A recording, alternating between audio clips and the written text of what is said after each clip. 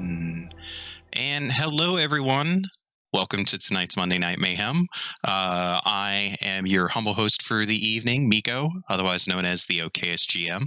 I get to do something very awesome tonight, and I get to bring you part 2 of a very special game, my own personal homebrew system of Ysterra, the game being called The Lost Sands. I have an amazing group of people that are playing at my table tonight, and I cannot wait for you guys to see all of the cool, awesome stuff that they get to do.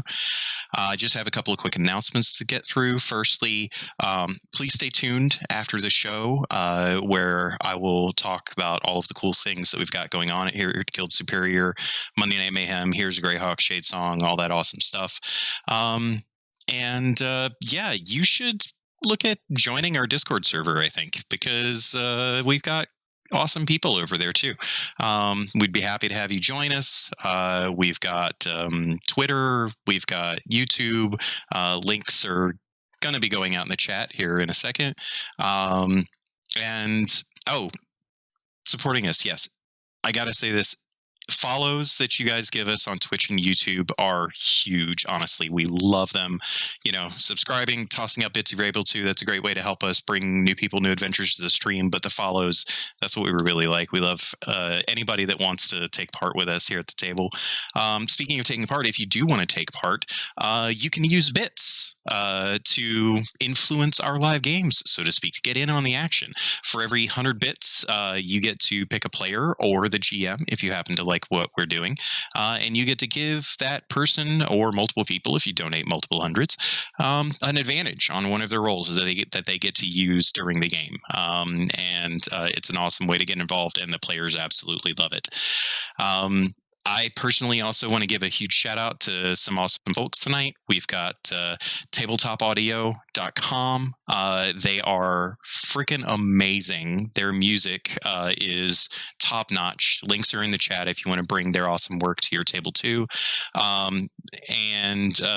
We love third-party creators. Tonight I'll be actually, assuming that the party actually gets that far for it, you'll probably see an awesome little map made by Neutral Party. They're great. Support them on Patreon if you can. They have free versions of a lot of their maps too. Use them because they're amazing and they do amazing work. And then personal big shout out to Beth Mazco, one of the players tonight, because they made the map, not the battle map, but the country map for the setting that we're participating in tonight. And they knocked it out of the park. I'm actually going to show it to you guys tonight. I promise you will get to see it. But yeah, that's it for me for the announcements. I think we should probably get onto the game to where you can actually see the cool people at the table. Cool people? Hi. Well, hello. Hello. Yes. Cool people. Love you guys. Thank you again so much for coming to join me tonight in all of the fun. Let's go around the table and tell everybody who we are and stuff. Andrew, do you want to kick us off? Yeah, my name is Andrew. Socials are in the chat. I play Val, sarcastic half-elf rogue arcane trickster. Fun fact about Val, her favorite food is hot dogs. That's right. I inserted hot dogs into Miko's homebrew world. It is now canon. Perfect. That's it for me. Canon. Oh. I love it. Keep it up. Beth, tell us a little bit about yourself. Besides being an awesome map maker, what else do you do? Oh, little of this, little of that. I have fun making maps. It's a lot of fun. It's something I can lose myself in. So that was quite a joy to do. I'm Beth. I'm on social media at Beth Masco, both Twitter and Instagram. What else is going on? Last Thursday was the final episode of the first arc of this season of the Shade Song saga. So good. If you missed it, definitely go check out the VODs because it was really fun. And there's another arc coming up soon enough, so should be a lot of fun. Couple weeks away. I'm excited for tonight. This is a fun group to play with, so I'm excited to see what happens. And who are you playing tonight? Oh, yeah, that's right. I'm playing Ada. She is an uptight bureaucrat, and that's a lot of fun for me. Out of character? In character? Hard to say. Awesome. Kay, who Hi. are you? Are you people? I've been pretty sure I'm an alien, but I haven't. The results have been inconclusive. Okay. You're Canadian. Yeah, there's that. Yeah, eh? So my name is Kay, or I'm at Caden Cosmos on a lot of the platforms at this point. I do a lot of art stuff, and today I am playing Reeves Erickson. He is a bit of a desert waste wanderer of sorts. Definitely a more, not brutish, but he gets the job done, whatever it needs to be. And yeah, we might find out where he came from today. Maybe. Let's not get too far ahead of ourselves now. Will, do you want to tell us about yourself and Walsh? Yeah, I'd love to. Hi. Hello, my name is Will. I'm one of the GMs and the organizers from Live from the... Hey, Will, we're getting some weird feedback on your audio all of a sudden. Oh. What is happening? All right. Let me see. I'm assuming everyone else is hearing it too? Okay. Like almost glad a it wasn't robot. just me. Almost a robot sound, yeah. Almost robotic. Okay. Let me see what I can do about that. That's okay. We'll come back to you here in a second. I'm going to go ahead and tell everybody a little bit about the game that we're playing tonight. Give a quick recap of things, and then we'll come back and let you shout out again, okay? All right. So let's do this. Yes, let's do that. So welcome to the world of Ysterra. It is a world of my own creation. I've been working on it for several years. It was formed with the power of a dying god, it is filled with fantastical creatures. It flows with magic. It's protected by powerful beings that carry deific motes of power within them. And it finds itself on the verge of an industrial revolution. It is rife with chaotic history, and its evolution has been stewarded by the Ascendant, the aforementioned powerful beings that contain the remnants of the deity that died in the forming of the world. The Ascendant, at various times in trying to protect Ysterra, have caused great harm to it and the many people that call it home. One of those events, referred to as the Illuvents, destroyed an entire civilization, killing tens of millions of people, ending the lives of over half of all elves in the world. And it resulted in the Ascendant putting themselves into a form of self-isolation and establishing rules that they all must follow to protect Ysterra and her people. In the nearly 10 centuries since the Illuvents, the world has fostered tremendous growth. It's reached close to 1 billion people now, and even though there's been war, there's also been a great deal of peace, particularly in the recent years. But history kind of indicates that the world is undergoing change. Faith and religion are becoming less important in daily life, and science and education are reaching a more foundational place in society, while magic kind of struggles to figure out its place in this new and changing world that is experiencing this industrial revolution. No one can tell exactly what the future holds during all of this change, but that's not. And we're not just in Ysterra, we are also in the deserts of Albrath. Albrath is one of the many countries in Ysterra, and much like the rest of the world, it has its own rich history. It's a desert magocracy that has relied on magic for its very existence.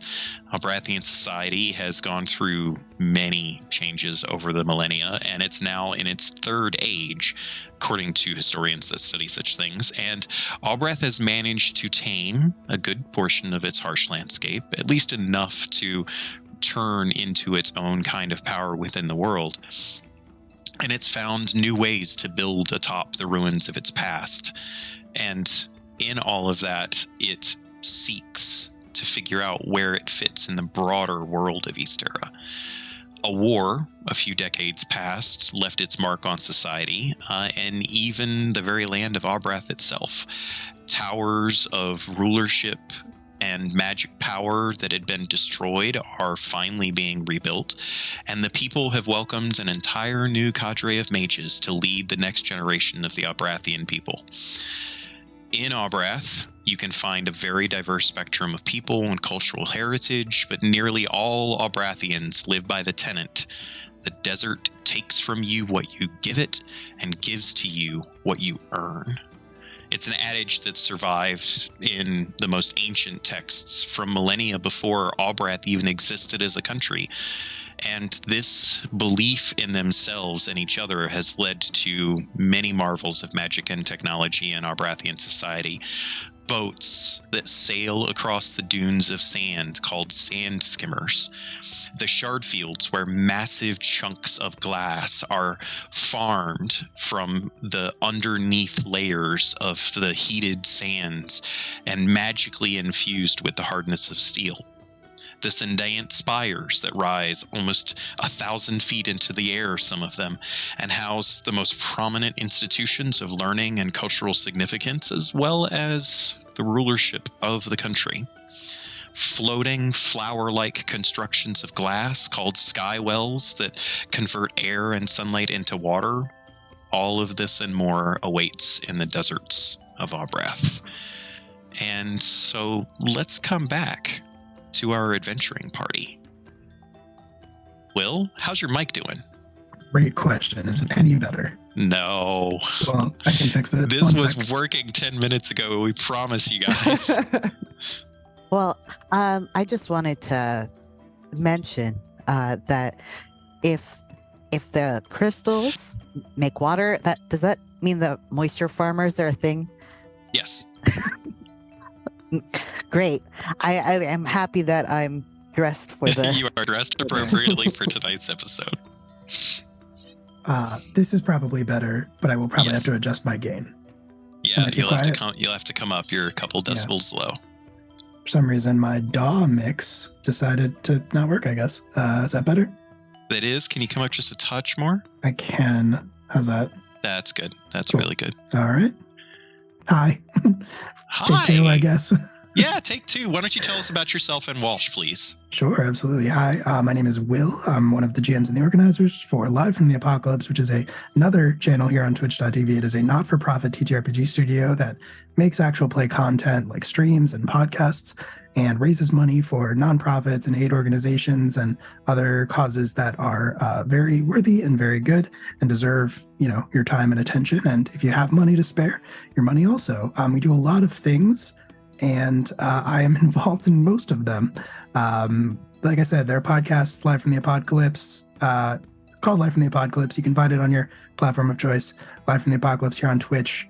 Livefromtheapocalypse.com. You can find all the things and the stuff. And I am playing Walsh Payne, the artillerist artificer, and I guess recently ex-sand skimmer racer. Hopefully to be again soon.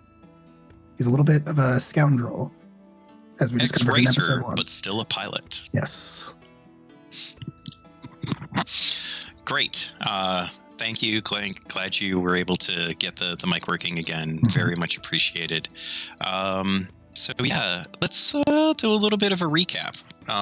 So our party were gathered together, I should say, by some individuals associated with one of the Sendaiant spires, and in their gathering, disparate individuals came together to board a large sand skimmer, large for sand skimmer size, which are usually only 1 to 2 person occupancy. This one can hold 4, maybe 5 if you squeezed, or one of them was a gnome maybe.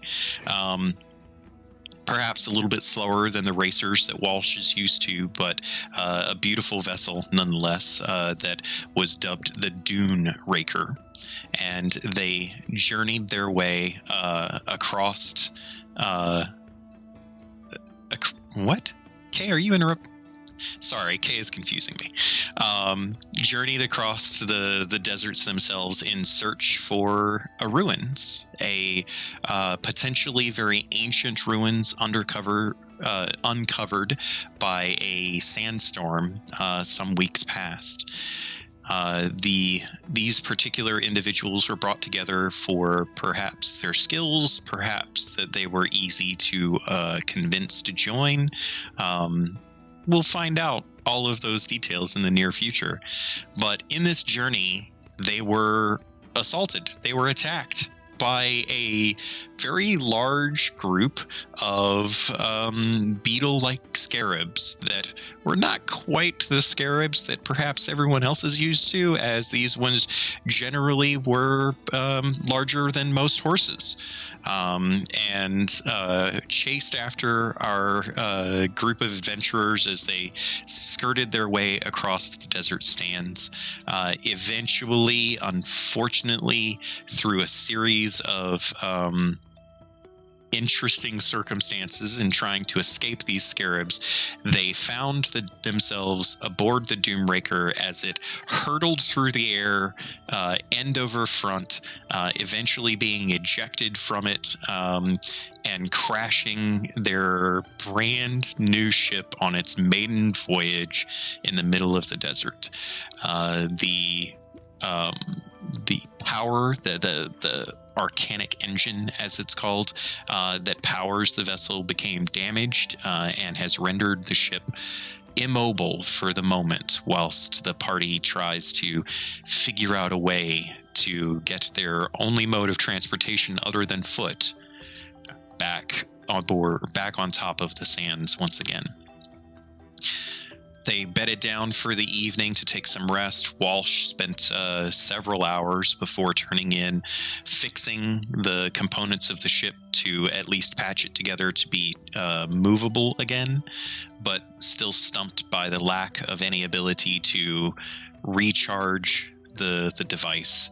Everyone settled in for an evening, exhausted from the day, where Ada, taking up the first watch, or volunteering to take up the first watch anyway, connected with a power in the world, one that she is comfortable with and understood the significance of as she looked off into the horizon and came to see a small creature off in the distance, slowly meandering its way towards the wrecked vessel. And now we find ourselves rejoining once again our party. Ada. And I guess technically Walsh, because your companion that we have not discussed, the robot monkey, the construct monkey, Falstaff, hasn't noticed this little cute creature making its way towards Ada just yet, but I will leave it to you guys to react at this point. So, I think Ada is fairly relaxed in this moment, just sort of watching as it comes closer and closer, fairly slowly, I believe. And yes, it is very much meandering. I don't think that that she's feeling any type of anxiety about it, which is curious.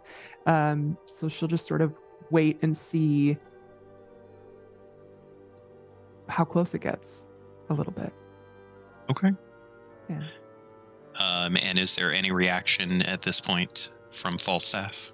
If he notices it, I'm going to say that he is kind of also curious about it, but it doesn't seem like it's a threat just yet. So I think he's kind of perched there, maybe even sitting near Ada, and would sort of look at her, sort of turn his head to look at her almost questioningly. Like, is this a problem? Ada will Fair enough. turn to Falstaff and just sort of nod That's it. Just an acknowledgement that we're both seeing the same thing here. So, as Ada had, witnessed and been told to witness this creature approaching, she definitely felt the connection to Lunarin, which is of significance to her. And so that definitely gives her a sense of inner peace that there is no harm about to come from this interaction. But it is still quizzical nonetheless, as this is not a creature that she has ever seen. Ever. And she's traveled the desert for a good number of years at this point. So somewhat probably, well, I don't know, you tell me, is it more confusing for her or is it like intriguing? Oh, definitely intriguing. She's waiting only because she knows that she's on watch, and if she abandons her post, things could happen. So she'll wait till it gets a little bit closer before, ultimately, I think when it gets, within, I don't know, 20 yards or so, I think she would kind of slowly get closer to it and just like moving towards it, being very conscientious of the overall vibe and just making sure that things don't feel, wrong. Sure. Most definitely. It's like it is not like beelining to you, right? It doesn't move at a pace. It meanders, right? But it is going obviously to you, as there's nothing around you that it could possibly. You're the only thing for many miles. And so as it makes its way towards you in your direction, it gets within that kind of 20-yard area range, and you stand up and take a step forward, and as soon as you do, it stops. It doesn't change expression or anything, it just stops. I'll take another step or two closer to it and just sort of wait for a reaction. Okay. It just waits. It seems to have a very well, actually, wait, give me an insight check. Let's see what you kind of gleaned from its general demeanor. Sure. It's a 9. Perfect. You have no idea. You've never encountered a creature that looks like this before. Sure haven't. That expressionless face that it has might be happiness. Who knows? Hard to say. It might be, you don't have a sense that it wants to eat you anyway, but maybe this is the look that it gets when it's hungry. Who knows? I think not being privy to any of that, the curiosity would sort of flare up. So I think she would continue to slowly walk towards it, just in a manner that's non-threatening. And then when she's maybe about, I don't know, 7 feet away or so, just sort of like go down to one knee and just say, well, hello. Kind of tilts its head, kind of squints one eye and opens the other real wide. Huh. Okay. And as it speaks, because this is a language that is taught in the upper echelons of the Sendain Spires, you notice that it is speaking in ancient Umbrathian, which is not generally a spoken tongue. Certainly most of the common folk of Albrath do not even know how to read it, much less speak it. It's certainly not a language that Reeves or Walsh would know. Val probably knows snippets of it. Could be conversational, if not, like broken conversation. But Ada is certainly very familiar with, and is probably quite shocked to hear it spoken in such a way, especially with the kind of casual nature by which this creature speaks it. And it continues and says, "Why are you here?" We're just traveling through, but kind of got stuck.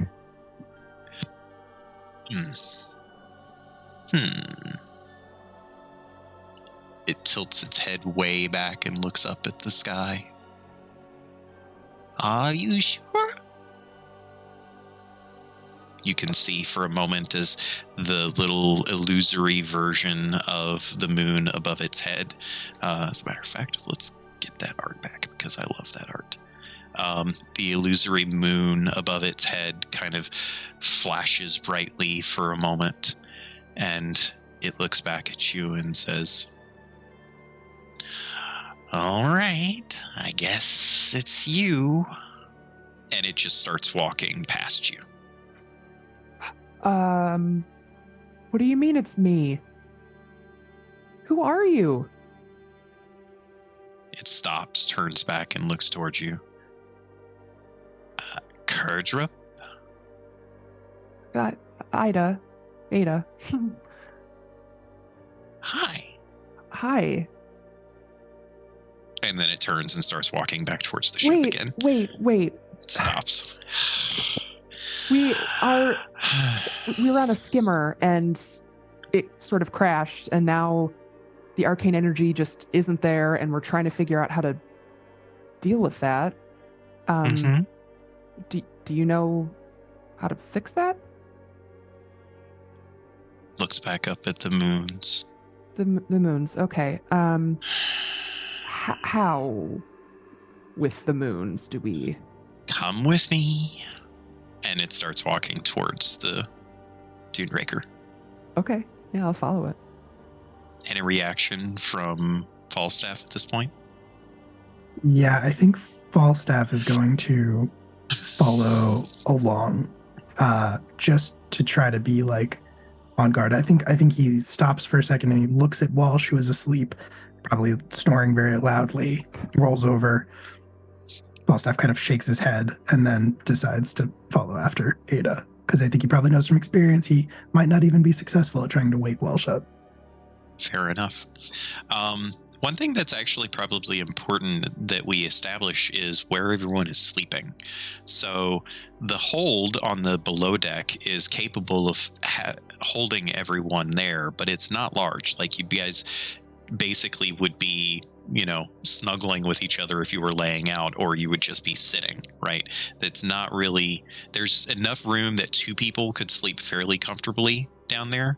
So I'm imagining that Walsh is probably sleeping on the deck, right? That's an easy thing for him to do.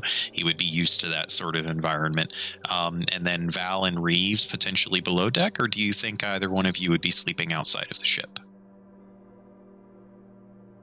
I think The skimmer. I should call it a skimmer. I think Reeves would have kind of set up maybe on the deck. I was also thinking maybe on the sand. He set himself up so he's kind of reclined to sleep, because when he lies down to sleep he hurts himself because he's getting old, I guess. But so yeah, he's in a, if he needed to, he could like pounce, but yeah, so he's around outside probably. Okay. Yeah. I would think then that given that Walsh had been working on the ship itself, he's probably like leaning up against the front of the ship.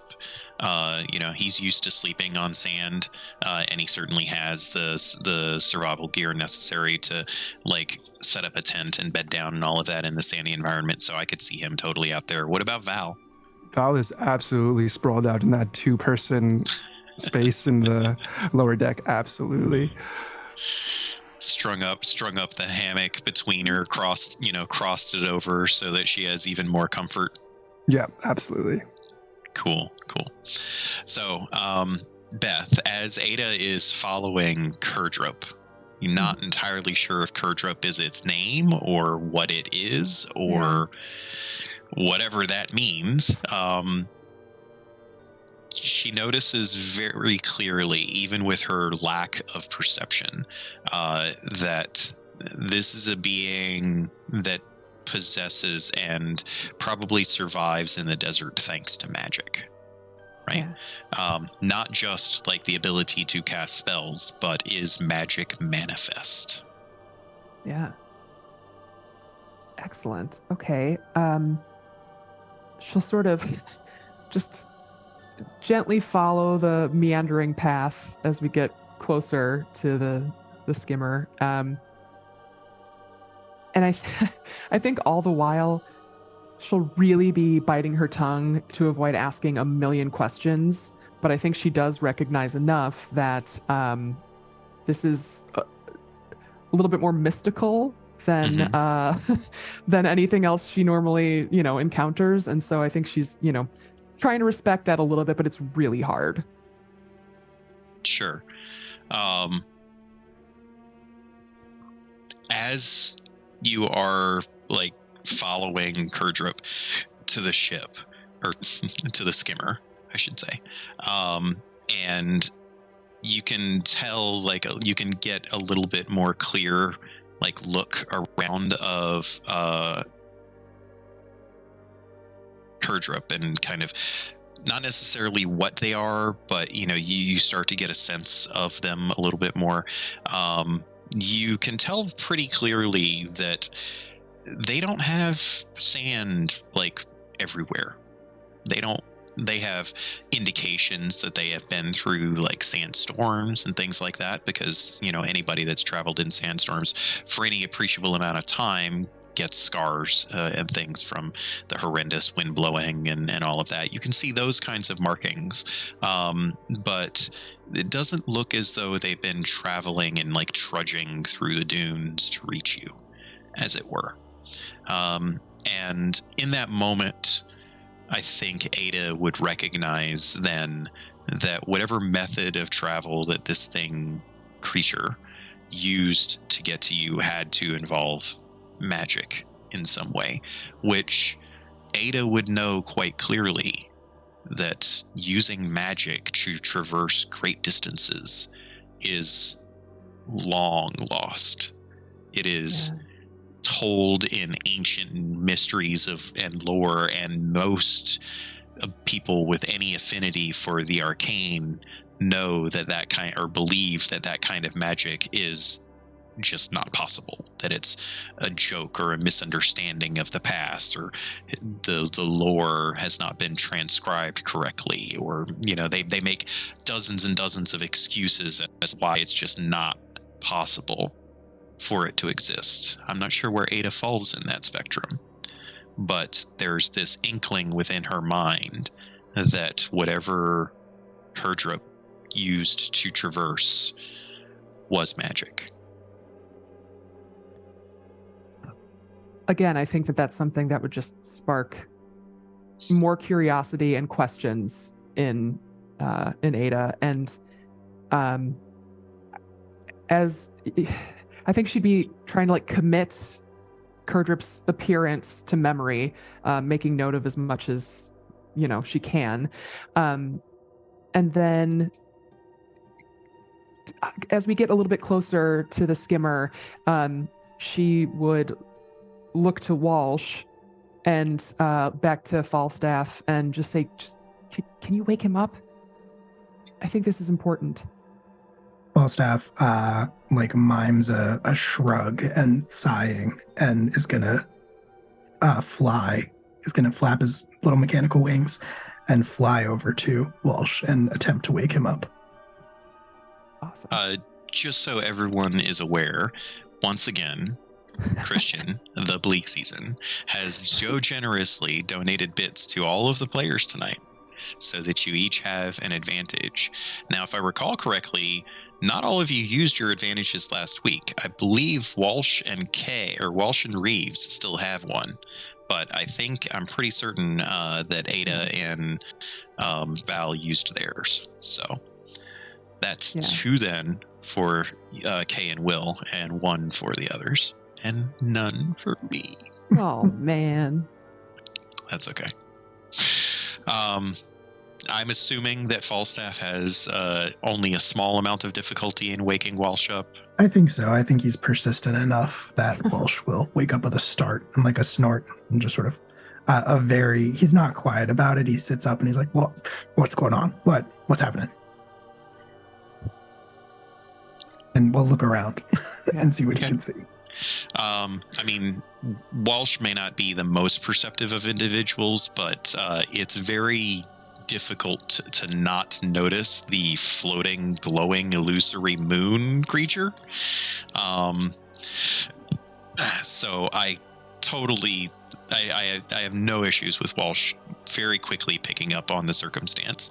Okay. I would also argue that Reeves might crack an eye as this commotion has begun enough to awaken them, because Reeves, despite being old, is still a survivalist in the middle of the desert, and would at the very least, even if he doesn't necessarily wake up fully or want to get involved in whatever the circumstance is, because it's obviously not dangerous, he definitely would have the opportunity to wake up if he wished. I think, yeah. He's lying there. He cracks open his eye. He sees like Ada having this fairy tale moment, and then maybe notice like here's Falstaff and definitely here's Walsh as he snorts himself awake, and he figures like they've got this handled, this weird magic stuff. I don't know how to I don't know what to do with that, so he's gonna pretend like he's gonna do like my cat, where she pretends she's asleep but is actually just staring at me. So Fair enough. So as Kurdrip approaches and comes close enough to reach out and touch the Dune Raker, Kurdrip reaches up one of their tiny hands to the ship or to the skimmer, and starts like running it across the side of the hull.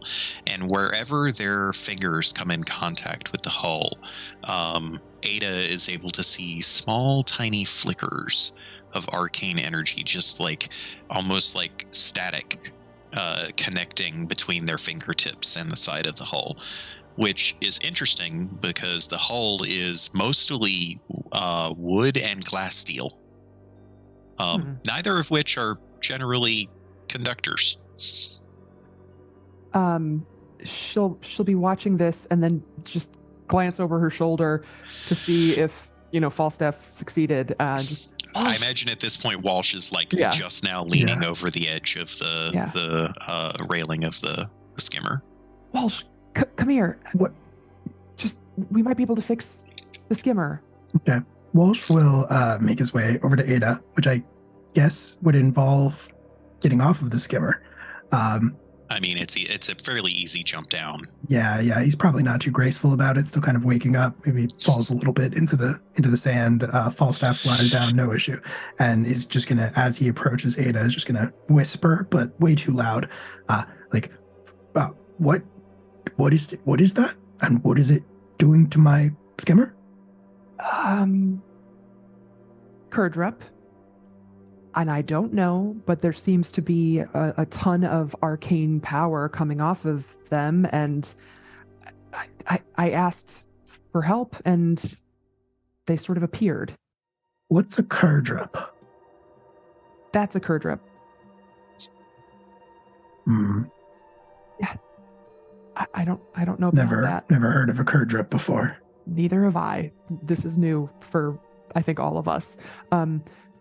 But what's Kurdrip doing right now? Kurdrip is still moving to the back of the Dune Raker. Almost there, in fact. Just about to turn around to where the arcanic engines are seated. I wanted to make sure that you were awake, because I don't know if this is maybe going to ruin everything or make it better. So maybe you should supervise. But this Kurdrip has arcane abilities that are fairly unique, very old magic, and maybe they can help us. You know a lot about this thing. Me? Yeah. You said you didn't know what it was, but you seem to know a lot about it. I just know what I figured out now. In the last, I don't know, 10 minutes. You can piece some things together, just infer different bits of knowledge. All right. Yeah. Well, I'll go keep an eye on it. Okay, and I'll follow too because I have to see this. I'm assuming you guys are just shoulders. like 10 feet behind at this point. Yeah. As it reaches the back of the skimmer, it stops and it's like looking over the skimmer, and you can plainly tell anybody with a passive insight of 12 can very plainly tell that it is concerned. It has genuine like sympathy for the Dune Raker. And it turns and looks back at the two of you. And in Ancient Albrathian, so a language that Walsh has no idea of whatsoever, it's probably not unfamiliar to him. Like, he might have heard words, like every now and then, like in Albrathian, the common tongue is, not from Albrath, but it was here because of conquest, and that's the tongue that most everyone speaks. But every now and then a word will sneak in, like Sendayan is an ancient Albrathian word, right? The name for the deserts that Walsh had spent some time in is ancient Albrathian, and that sort of thing. There has to be an ancient Albrathian swear that's still in common usage. Right. Absolutely. So it has that same feel to it, but he has absolutely no clue what this creature is saying as they turn and look back at the pair of you, and Ada understands it to say, "What have you done to this poor thing?" I mean, we were. She's not going to translate for Walsh. She doesn't realize that he might not know. And I guess the real question is, I'm assuming that Ada is speaking back ancient Albrathian. I think so. Yeah. I think that would be how she would go about it. Yeah. But she would say, we were being chased, and we sort of crashed, I guess, and this was broken. And Walsh here is having a hard time figuring out what to do with it. He's very talented, so I know it must be something very much wrong. The heart of it is hurt. The heart? Yes. How do we mend the heart? Well, that's a tale for many, many ages past that people have sought answers to for a very long time. I mean, is this philosophical, or is there like a literal way to? Everything is philosophical and everything is literal. What do they teach you anymore? And it kind of just like gets frustrated, and you guys see it disappear behind the skimmer. And she'll sort of look over to Walsh. I mean, how vague can someone be? Tell me about it. Yeah. Okay. So he basically, and then she'll break down what they said. Oh no, I mean, you think I don't understand? I mean, I didn't want to presume, but you just seemed to be sort of staring at me without blinking, I mean, and your eyes sort of crossed a little bit. I was just, listening, but I mean, it sounds like you are assuming. Why don't you go ahead and get it out of your system? Just, explain it. If it made it for me, it could feel better. Okay, great. And then she'll explain everything to him. So, did you know that there's like a heart in this skimmer? Is that a thing? I'm assuming that it means the power source. Yes. Which I mean, it's not a heart by any stretch of the imagination, but I guess I know I didn't translate incorrectly. It was very clearly the heart, and so yeah, I heard that too.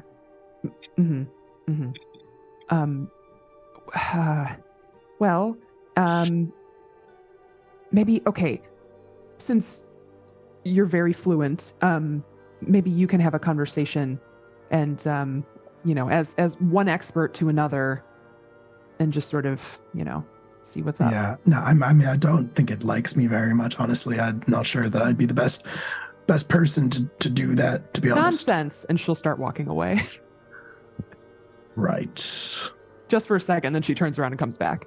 Right. She's not done with this. No, I think as Ada walks away, I think there's an awkward moment of Walsh and the Kedrup. Oh no, Kurdrup has disappeared behind the ship. You guys are having this conversation out of eyesight of Kurdrup.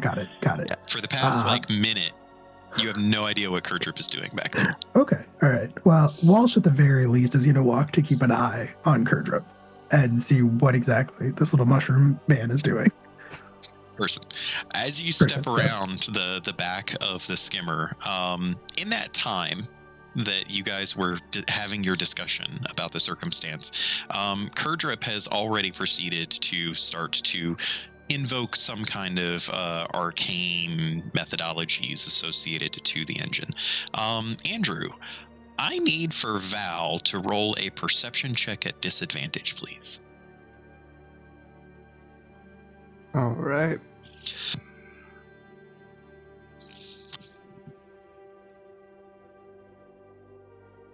$17. Valriel awakens with a start as they find themselves surrounded by blue light inside of the cabin of the skimmer. Their hair is flying out in all directions, just as if they had their hands on, a static electricity ball. They can feel in their nostrils this almost like static that is rippling in between. They look down at their legs, and their clothing is manifest glowing, as if under like black light, and they were wearing white. Yeah, Val gets up and leaves the room, goes towards the deck. Is she still glowing, or is it the room that's glowing? It's the room that's glowing.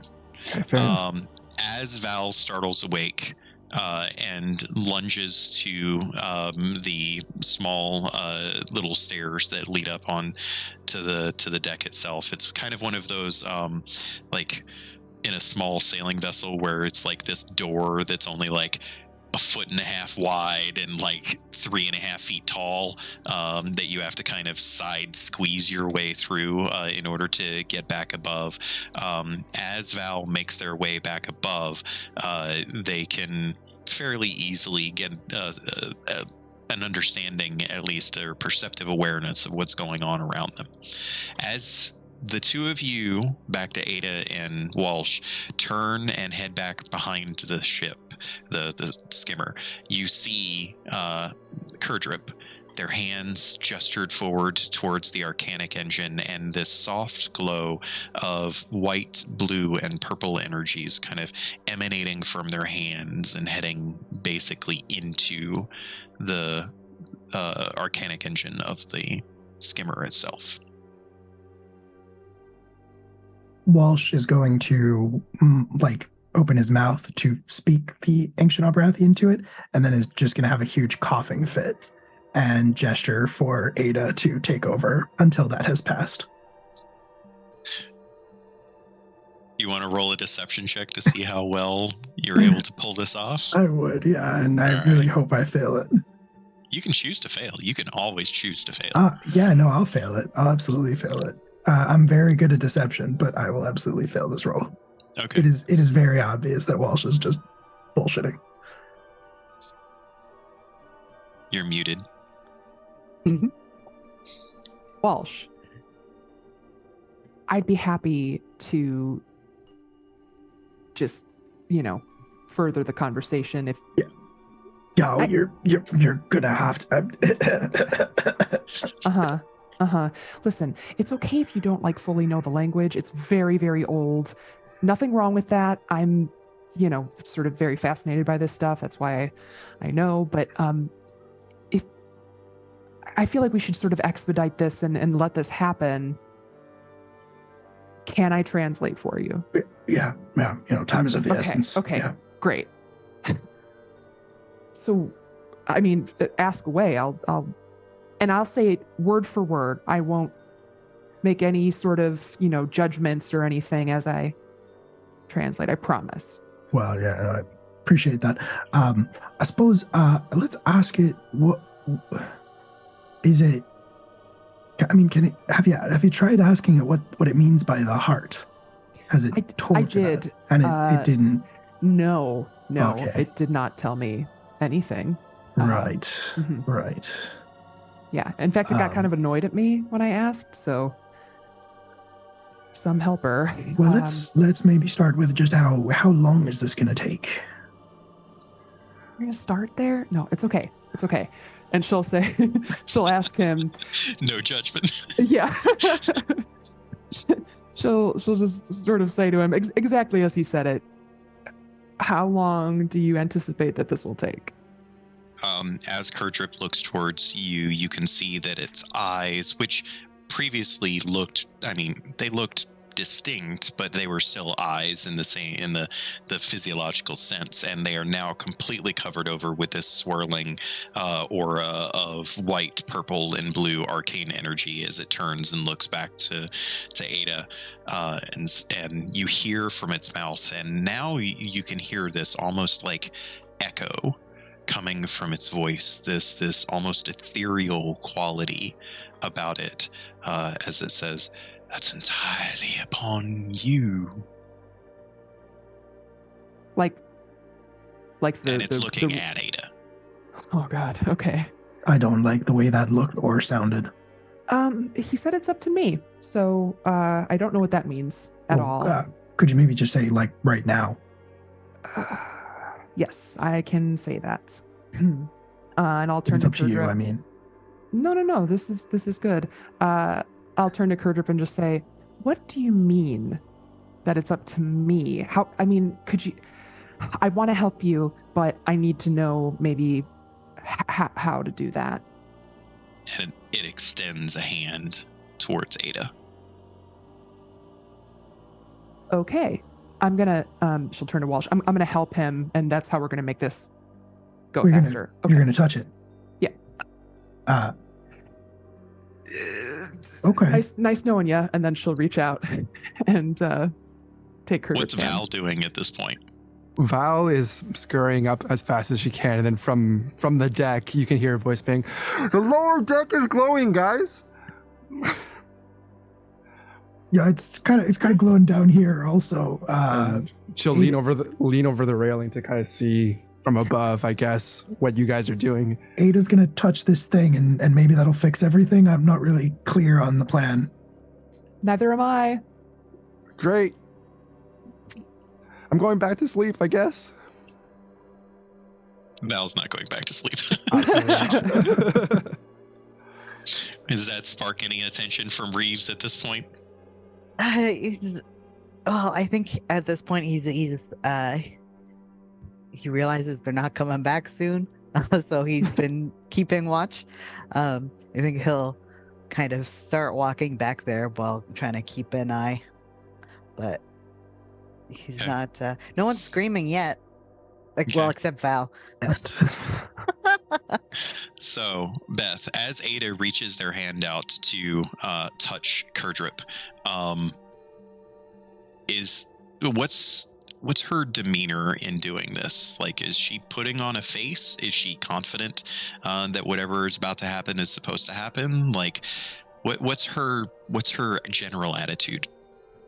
So I think that there's definitely an element deep down of just uncertainty, because this is not like anything she has seen before or done before. And yes, she has some experience with the arcane, but not as much as this might require. But I think that she's also very eager to see what this creature means when they say that it's up to me. And so I think that there's just a great excitement and curiosity, as there is with everything that she does. But yeah, she has a little bit of, I guess, a nervousness, just not really knowing what the heck is going on, but it's not too intense. Okay. I need then, as Ada reaches out and takes the aforementioned or the offered hand of Kurdrip, I need for Ada to make a charisma saving throw, please. Cool.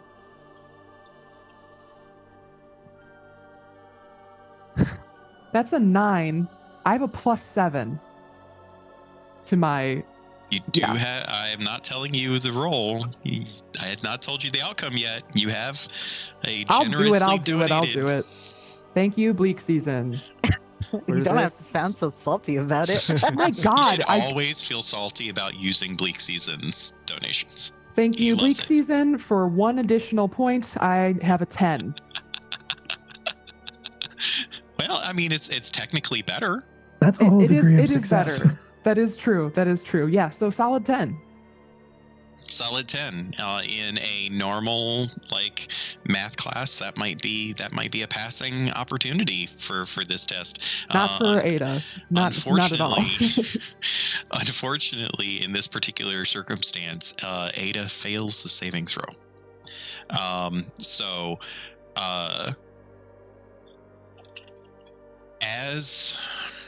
do I describe this? Ada is going to fall unconscious from this. So she is not going to be aware of what is happening in this circumstance.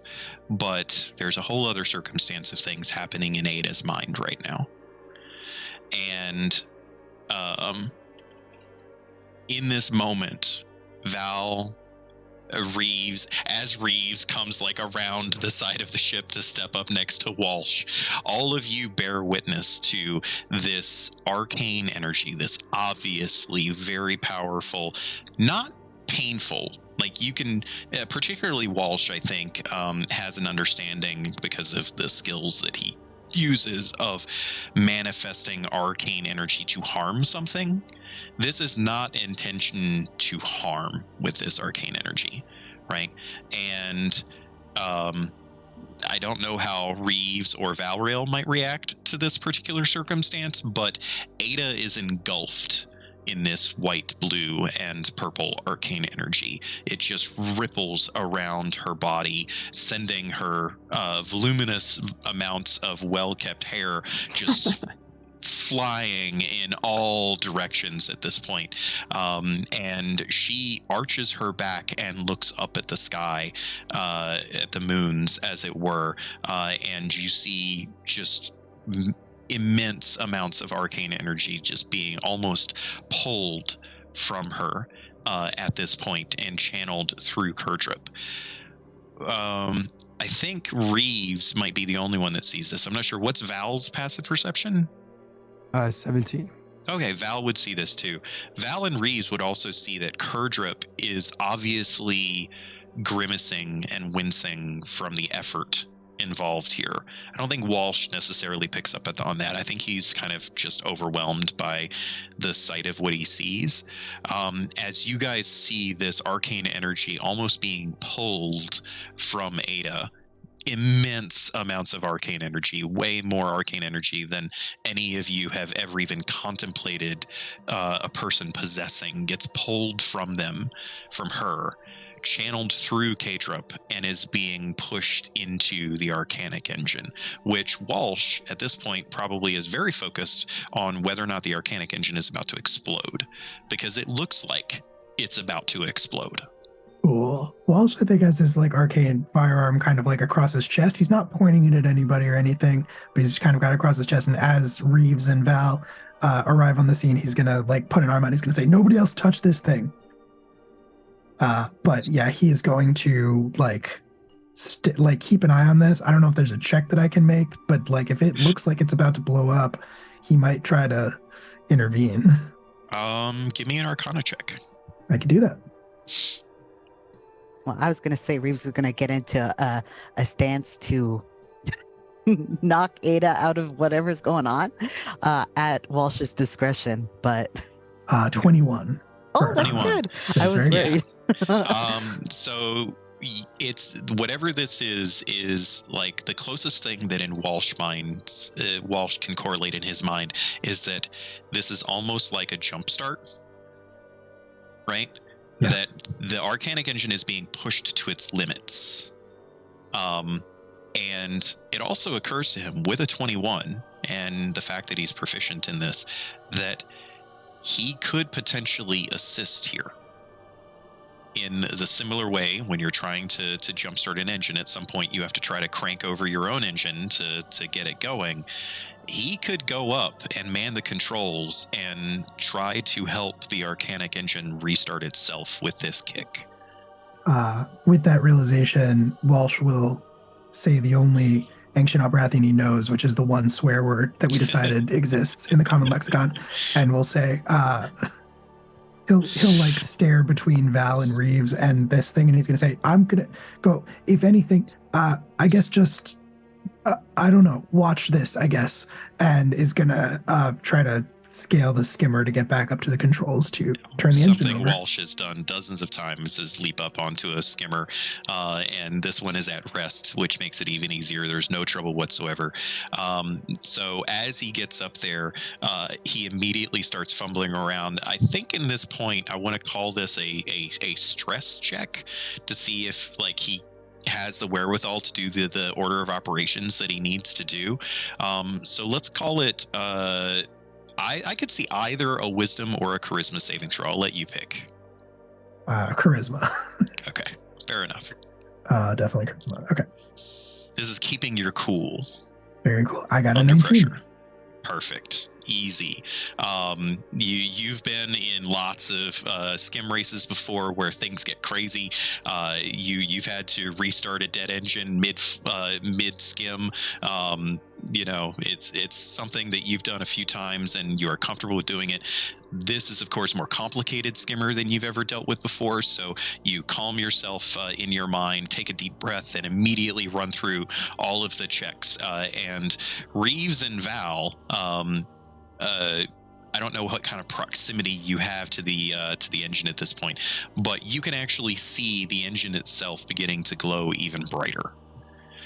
And there's an instinct to either flee or grab Ada and flee or hide or something. And in that moment of contemplation where you're trying to wrestle with that instinct, all of you hear the Arcanic engine fire up once again with its thrumming energy that you became so used to after that first week of travel across the sands, as the skimmer itself lists a little bit and rights itself from the at-rest position that it was and begins to float once again. As soon as that happens, Ada and the creature that was pushing all of this energy into the engine from Ada both collapse to the ground.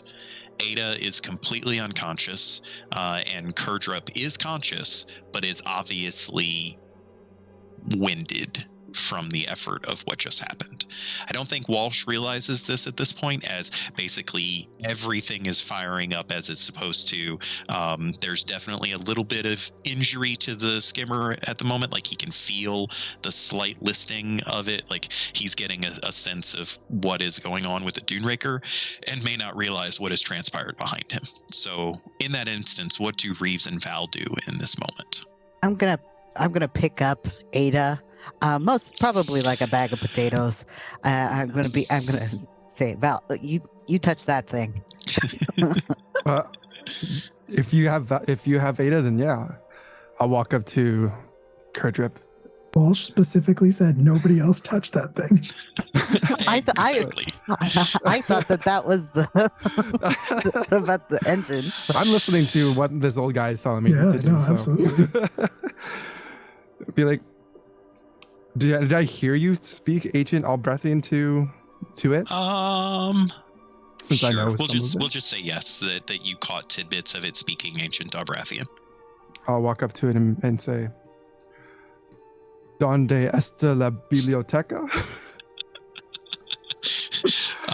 Do you actually touch Kurdrup in trying to help it, or are you keeping distance at all? Well, if he's like looking winded, I'd probably try to like, I don't know, cradle him or like hold him in a way that he's not, so he has something to lean on. I need for you to make a wisdom saving throw, please. Oh no. Oh, That's a 3. You have an advantage. My We all God. do. The Oh, ship's yeah, You gonna wish to explode. use your advantage? You can use one of mine because I told you to do it. That's only in our home game, Kay. Oh, damn. That's not how they work here. I'll stick with the Excellent. 3. Okay. So Reeves walks away with Ada. Where's Reeves taking Ada? I wouldn't imagine that I've gone too far. I would have just gone around the side to like start climbing up, I guess. Okay. So as you climb up to the top, I will say that you hear a distinct thudding in the sand as Val falls unconscious as well. But we're going to narrate what happens to Val a little bit here. I have a question for you, Andrew. Is Val a religious person at all? Yes and no. Knows the historic relevance of religion, but wouldn't call herself religious. Doesn't Okay. fault anyone else for following religion, though. Okay. All right. And I'm not going to make you roll in this particular instance. Valriel experiences what she would believe to be a connection to an ascendant. Like feeling the presence, being in the presence of an ascendant for the briefest of moments. She can feel the wash of Lunarin's light stronger than anything the sky has ever produced. And it overwhelms Val, and she falls unconscious. So she doesn't get the full experience of it, unfortunately, but when she awakens, she will know what it meant, or not necessarily what it meant, but what it was. Okay? Damn. I'm gonna yell at Walsh that he was right, and I'll jump off the ship after putting Ada down. Go grab Val. And I'm not touching that thing. Walsh is still just up on the deck yelling, "It's working! It's working!" Nice. Having his Anakin moment. Yeah. As Reeves jumps down and scoops up Valriel very easily, he looks down at Kurdrup and sees the washing of the arcane energy from the illusory Lunarin above its head, kind of glowing brighter and slowly encapsulating Kurdrup as it begins to vanish from his sight. I'm the worst person to be here for this. Are you dying? It does not respond. I'll watch it as it. Eventually just completely leaves. And it's not like a motes floating up in the sky thing. It's not like, a Thanos snap. It literally just like fades to nothing, as if slowly turning off a light. I'll watch it until it goes. I guess to show respect, and then climb up again with Val this time. All right. So we will move things along here. As the evening, 2 of your party members are completely unconscious, not to awaken until the morning, at the very least. Reeves and Walsh and Falstaff now aboard a 90-ish% functioning Dune Raker. Do you finish your long rest? Do you wish to stay here? Do you wish to get going and leave this spot? Tell me what you wish to do. I feel like we would at least wait until Val and Ada regain consciousness. Fair Thank you.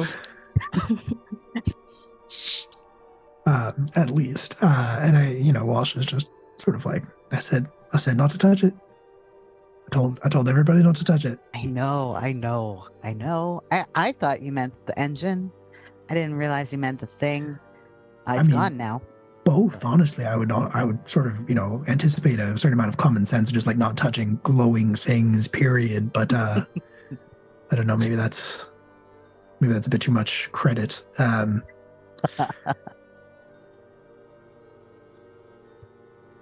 Which, just out of curiosity, Miko, which Yes. of us knows where we're headed next? Is it Welsh is Ada. the pilot? Ada. Okay, cool. Ada is the one that has been directing. Cool.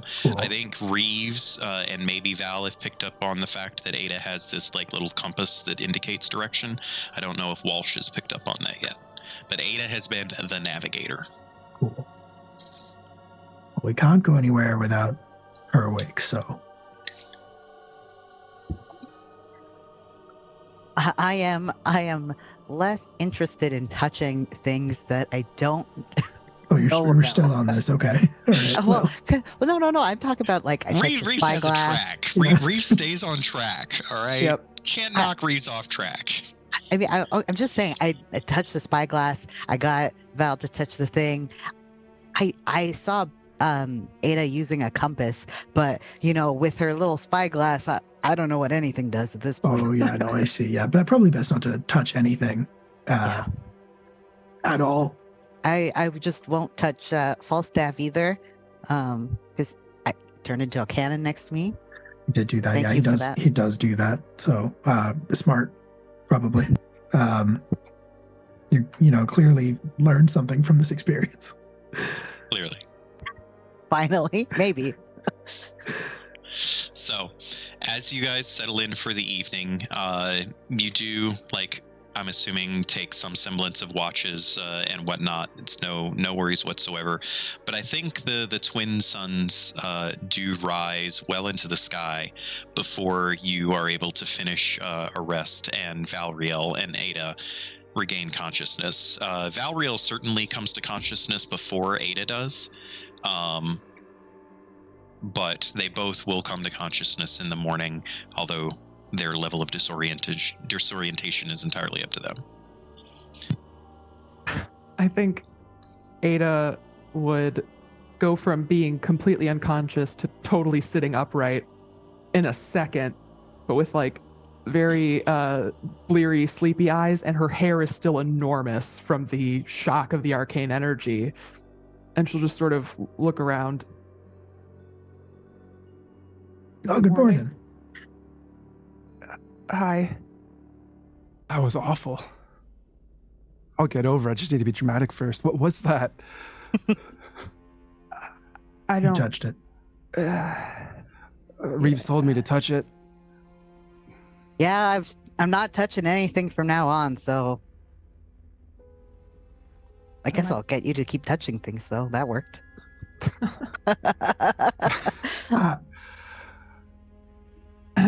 Well, it looks like the skimmer is back in order, so that's great. Are we It is working. we yeah. heading out? Yeah. Yeah. You didn't know that thing, did you? No. Okay. Good. That's good. Yeah. No reason. Just asking. Just went about its way after it was done here, and probably never see it again, I guess. But we should get moving again. Yeah. Okay. Did you know the thing that it brought us to when we touched it? No. Did you not feel that presence? I was awake and then I was unconscious. So that's about all I have here. I'd like to roll an insight check on Ida. Okay. Beth, you can roll either persuasion or deception, depending. You don't have to tell me which. Just give me a number. I also have disadvantage on this, so. 23 from me. That is a 4 insight. I think everybody would be able to tell that Ada's a bit shaken up and, doesn't want to talk about it. Well, Fair. it looks like we've spent enough time here. It's not even morning any longer, so maybe we should get on our way. Yep. You just let me know where we're going. I'll get us there. She'll sort of rifle through her bag and pull out the compass and just sort of hand it to him at this point. All right. He will hesitate touching it and taking it considering the conversation he had with Reeves while they were all unconscious. But he will It's gingerly just a compass. You just look. go ahead. We all saw the spyglass incident, all right? And then with the glowing and the unconsciousness, I'm just better safe than sorry. Yeah, you should really come with a warning label, Ida. First time I've heard that. Thank you. So Walsh takes the compass. He immediately has an innate understanding, just because of his skill set, that he knows exactly what it is, that it is not a compass that points north. It's a compass that points in a specific direction where you're intending to go, wherever it was attuned to go. And it's pointing east and slightly north. And he gets the skimmer on its way once again. The next few days, as you guys travel across the sands of Arbrath, are mostly quiet, particularly because it seems like not everybody wants to discuss everything that transpired in the aftermath of the Scarab attack. But Reeves starts to get a sense that something is on the horizon. And after a couple of days of travel, he starts to understand that weather is about to impact your journey, and substantially so. With his very adroit skills and extreme amount of time spent in the desert, he knows that you guys have a sandstorm on the way. He doesn't know exactly when, because these things literally can manifest in the span of minutes out of almost nothing. But he has a keen eye for this and gives a warning that it's going to happen and that you should prepare yourselves. My patella on my right leg vibrates when the sandstorm's coming. So anytime now. I go on the lower deck and try to brace myself, I guess. Ida will put on a sort of like a handkerchief to keep her hair down. It was very embarrassing to wake up askew, so she's going to try to get ready for that and hold on tight. Walsh, you figure, based on just what your understanding of the timing was and all of this, you've probably got a day or so. You could potentially kick it up a notch, so to speak, and try to maybe reach your destination before the sandstorm hits. But that's probably the only thing that you're going to be able to do at this point. I mean, we have these maybe supercharged engines, so might as well try to push it. Okay.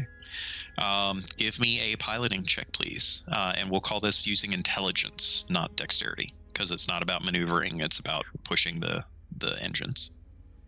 All right.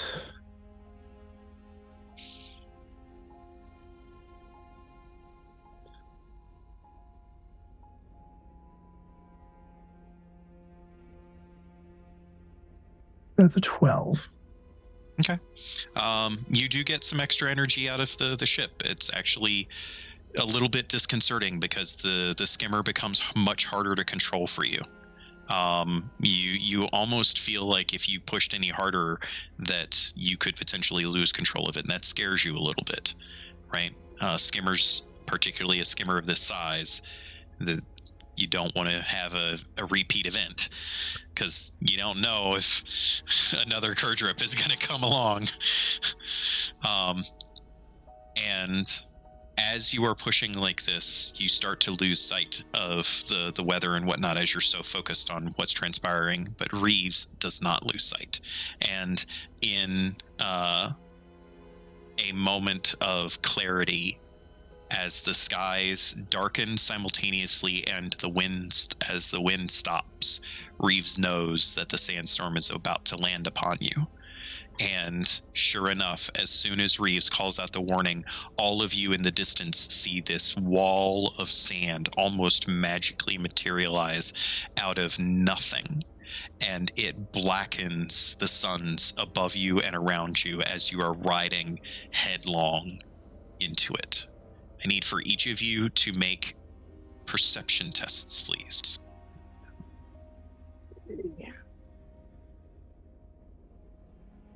I'm going to use one of my inspirations if I could. For advance. With my disadvantage, I got a 21. I got a 23. Nice. I'm also going to use an inspiration. So I got 24 with I have expertise in perception. So Nice. Got a 14. All right. I mean, it makes sense in this particular instance because Walsh is very focused, right? He knows the sandstorm is coming. He sees that plainly.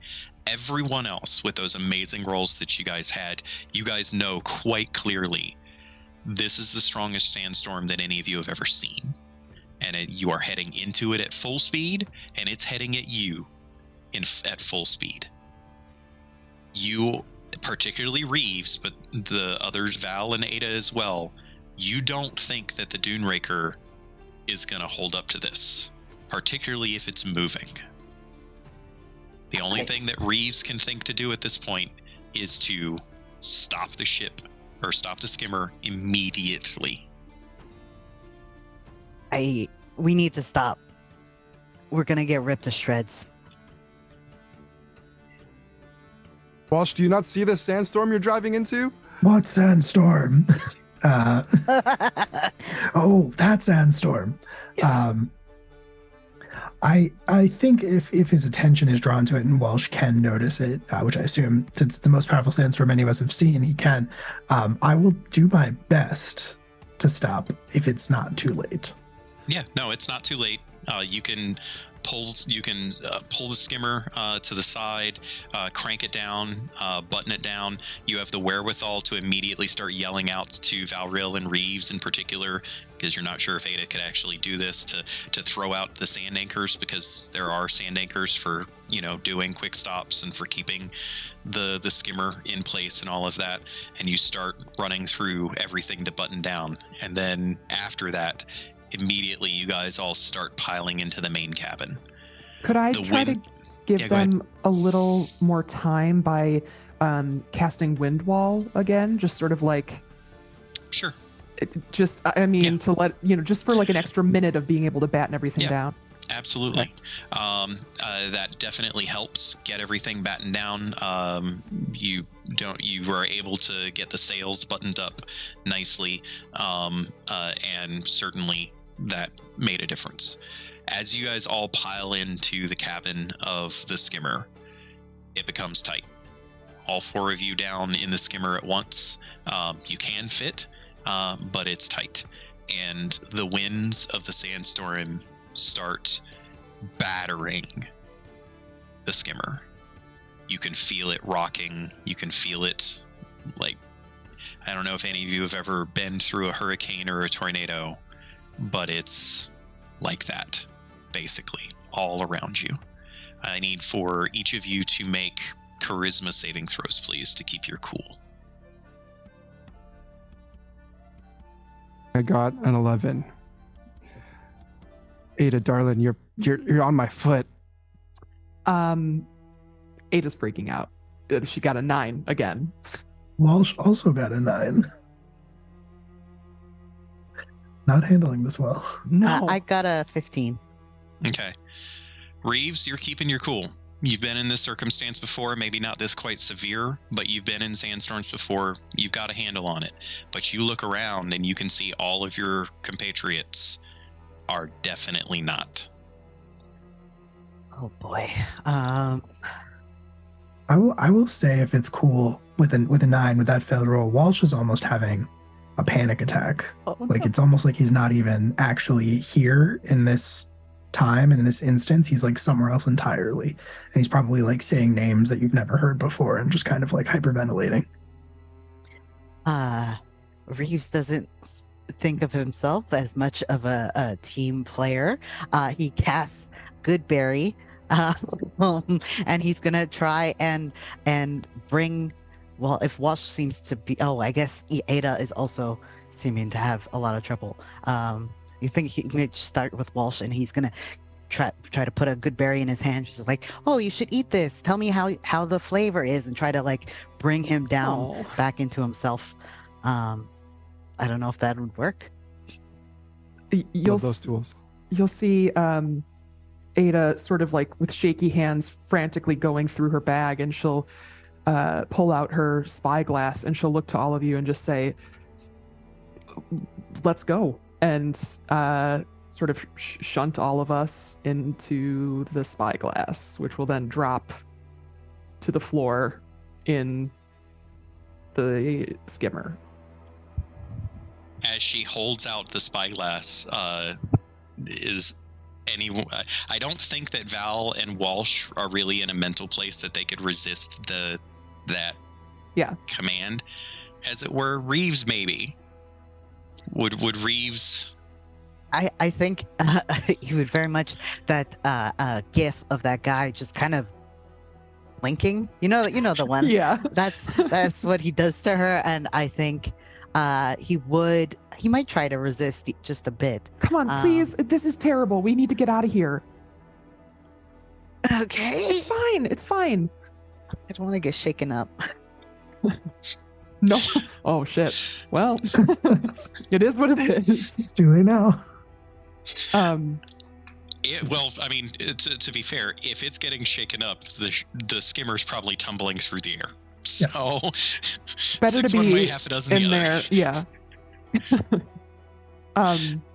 So I guess you would all find yourselves in a small library room. It's not very big. I think I think it's only like 20 feet across, something like that. But it's sort of a circular room. There are bookshelves that go almost around the whole thing. There is a window that just looks like it has a blue sky out of it. So clearly it's not an actual window to what you'd be seeing in the skimmer or in the natural world out there. But there's some what feels like sunlight. And then there's a small fireplace that's lit, a couple comfy armchairs, and then a desk that has a lot of books and paper on it, books that are opened with pieces of paper shoved into them as placeholders and all kinds of stuff. So she'll have you sort of appear in that space and just take a breath to clear her mind a bit, and just don't touch anything if you can avoid it. I can make some tea, I guess. And anything that you were holding, like the good berries, or if you had your packs or whatever, will have followed you in here. Yeah. I'm interested in knowing how Wolf and Val are doing with this. Val was also a little bit perturbed, right? Well, two things. Walsh, I don't think necessarily. I think he would still be feeling some of his panic for sure, right? This isn't going to make that go away. But a change of surroundings could at least cause him to refocus, maybe. I'll leave that up to you, though. However, Val experiences something a little bit different. Val immediately has a sense of calm wash over her. And she feels this faint presence of what she felt in that brief moment of touching the creature that rendered her unconscious several days ago. But it's very brief, very faint. Very cool. Val will run up to Walsh and try to snap her fingers in front of him. Be like, hey, buddy, Walsh, look at me. How are you feeling? I think the change of scenery plus the person in the group that Walsh knows the best, but not that that's common knowledge, kind of starts to bring him out of it. He starts to breathe a little more evenly, and he stops sort of looking through everyone and everything and focuses on Val and starts to catch his breath. Tell me what you smell. Tell me what you see. Yeah. No, I'm fine. I know where we are. We're in the spyglass, and not sure that's better, but it's a start. It's a There you start. go. A little No, less like- frightening, Yeah. at least. I'll help him up to his feet, help him up onto his feet, pull him up. Just sit. Feel free. I mean, again, please don't touch anything, but make yourselves comfortable. And she'll busy herself with making tea to sort of dole out to everybody. She doesn't have many cups. She sort of has to like search through things to find additional teacups because, like, why would she have many, in this private space of hers? But she'll make it work. Yeah. So, as you guys are settling into being inside of the spyglass in this strange magical space, we're going to take a break. We're going to finally, for the first game that I have ever run, take a break on time. For the first time in any game I've ever run. We will be right back, guys.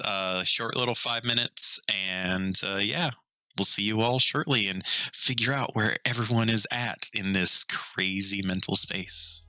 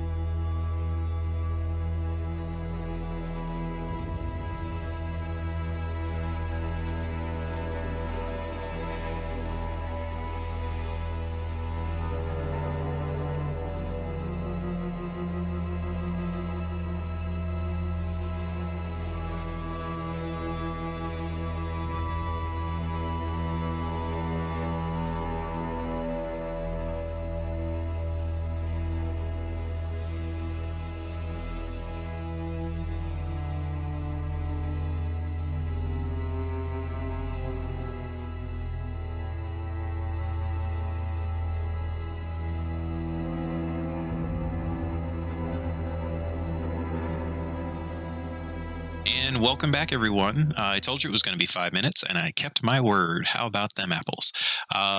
So yeah, we're going to just jump right back into the action here with our intrepid band of adventurers, having recently encountered probably the worst sandstorm in their history whilst in Aubrath at this point, and buttoned down the hatches, as it were.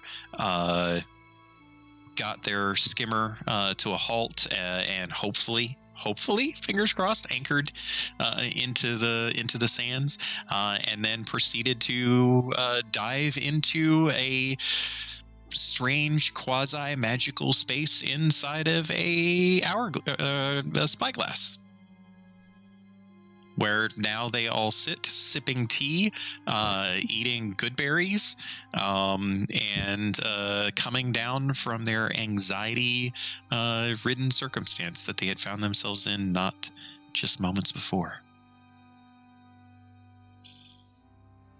Well, I certainly feel better in here than out there. How is everybody else doing? Fine, of course. So how long can we stay here? A good while. I think it's 6 hours, I'll tell you. I think it's 8. Is I it think we 8? had established that it was 8. Okay. Sweet. It's 8 hours. We can take a long rest in here if you'd like. Really nice in here. Thank you. I'm kind of proud of it. It's just a cozy little space. I know I said not to touch anything, but I guess since we're kind of going to be in here for a little bit, as long as you want, we can leave at any time if you want to. Also, while we're in here, like I'm able to hear what's going on outside. So I guess I can, pay attention to the wind. And I don't know if we would all hear that, Miko, or if it yeah, would... I think you would all hear it, but it's kind of like it's very faint. It's almost it's not a gentle breeze per se, but it's not like slamming into the sides of the skimmer loud, right? Yeah. You can definitely hear softness, like the softened sound of the very torrential winds taking place in some kind of strange magical way. Cool. Well, if we're here for 8 hours, we're stuck with each other a little bit. Let's get to know each other. Ida, what's your favorite thing in this library? Wow. That's a tough one. I genuinely love everything in here, but I would have to say probably the chair that Walsh is sitting in. I mean, I don't know if you're experiencing it like I do, but it's very comfortable. And, if you can kick your feet up and read for a while, pull the table next to you so you can have a stack of other notes and things. It's just, it feels peaceful. It's a fine chair. It's a very fine chair. One of the best I've ever sat in, if I'm being honest. Mm-hmm. Get up, Walsh. Let me give it a go. Yeah, no, absolutely. Everybody should take a turn. Listen, getting to know each other is all well and good, but and listen, a job's a job, but the more this goes on, the more I start to wonder what it is exactly we're doing. Ada, I know you have all the answers. I mean, I don't know that I have all of the answers, but I certainly have some. More than the rest of us. Sure. Tell us more about Frank. Frank. Honestly, that was my first time meeting him, right, Miko? I believe. Yeah, I don't think I'd ever. Yeah, you had never met Osian or his body man Abreu. Yeah. Okay.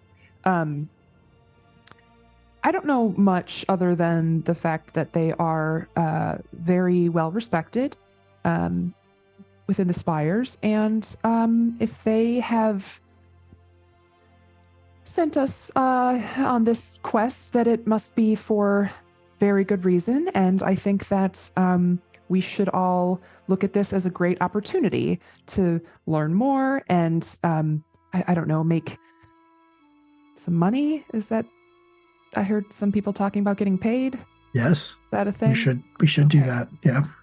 Yeah. So, I mean, making money. I don't know if any of you have traded for not non-monetary purposes. I myself am hoping to maybe get a promotion out of this if possible.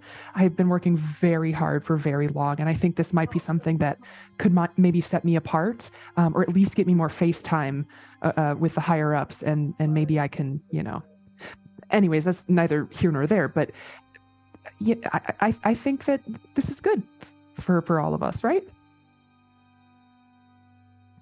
Yeah, sure. I mean, Val and I are in it for the money. You're in it for a promotion.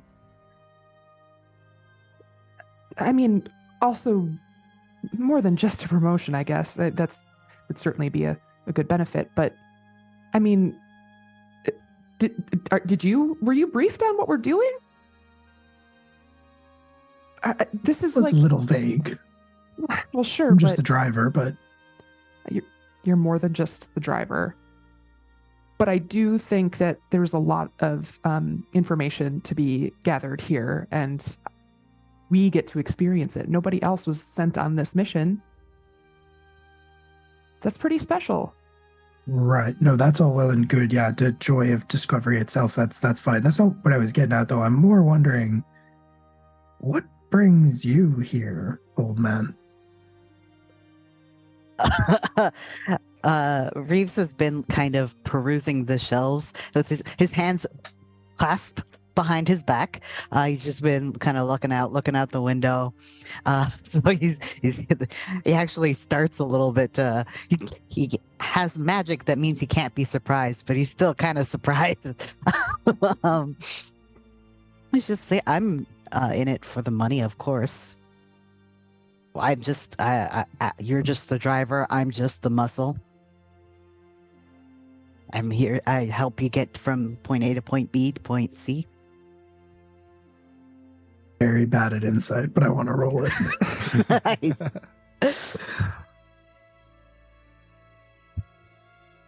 Oh shit. Yeah, that is definitely more. I got a 14. Nice. I got 19, and I have a +0, so that was just a straight, beautiful roll for me. Nice have spoken. Fair enough. Fair enough. So it's a very mercenary endeavor for all of us, except for you, Ada. I'm getting things out of this. I would say I've been hired for personal gain.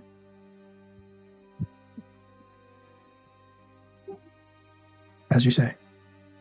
So as we're all talking about what our jobs are, my job is to navigate and get you all through the ruins. Ada, do you have any insight on the ruin itself? Anything that we can anticipate, or do you know what's in it that we're looking for? Miko, what kind of insight would I have on all of this? Oh, I mean, you have, first of all, never been to any of the tombs or ruins from the earliest eras of Aubrath. So just getting that opportunity is insane, first of all. But for Ada, I think she would have an understanding that in traversing this space to go into this ruin, it's limitless possibilities of the ancient histories of Aubrathian society, and maybe even before. Okay. I imagine that she would have asked a lot of questions during the briefing, and I'm sure that she did not get answers for most of them. Certainly not. Yeah. Because most of it is really about, like, they don't know what you'll find. Yeah. Right? Or if they did, they didn't tell you, what you would find. Well, I guess with your expertise, Val, we are just intended to explore and see what we find.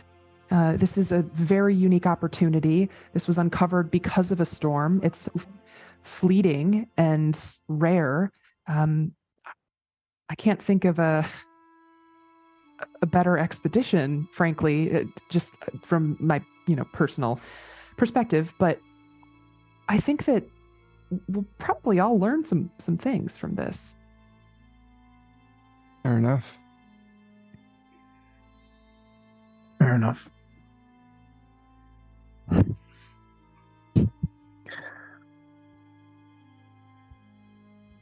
If you don't want to, we don't have to talk, I suppose. I guess if just want to read or stare into the fire, whatever you're into. I do think that there's benefit in learning more about each other, though. You can build trust and camaraderie, and maybe figure something out that might be helpful if we get into a sticky spot. Well, Ada, you start. You show us. Well, Ada already started. She told us what her favorite item in this place is. Reeves, tell me what your favorite color is. I definitely juggle. I haven't thought about a favorite color since I was very small. And how long ago was that?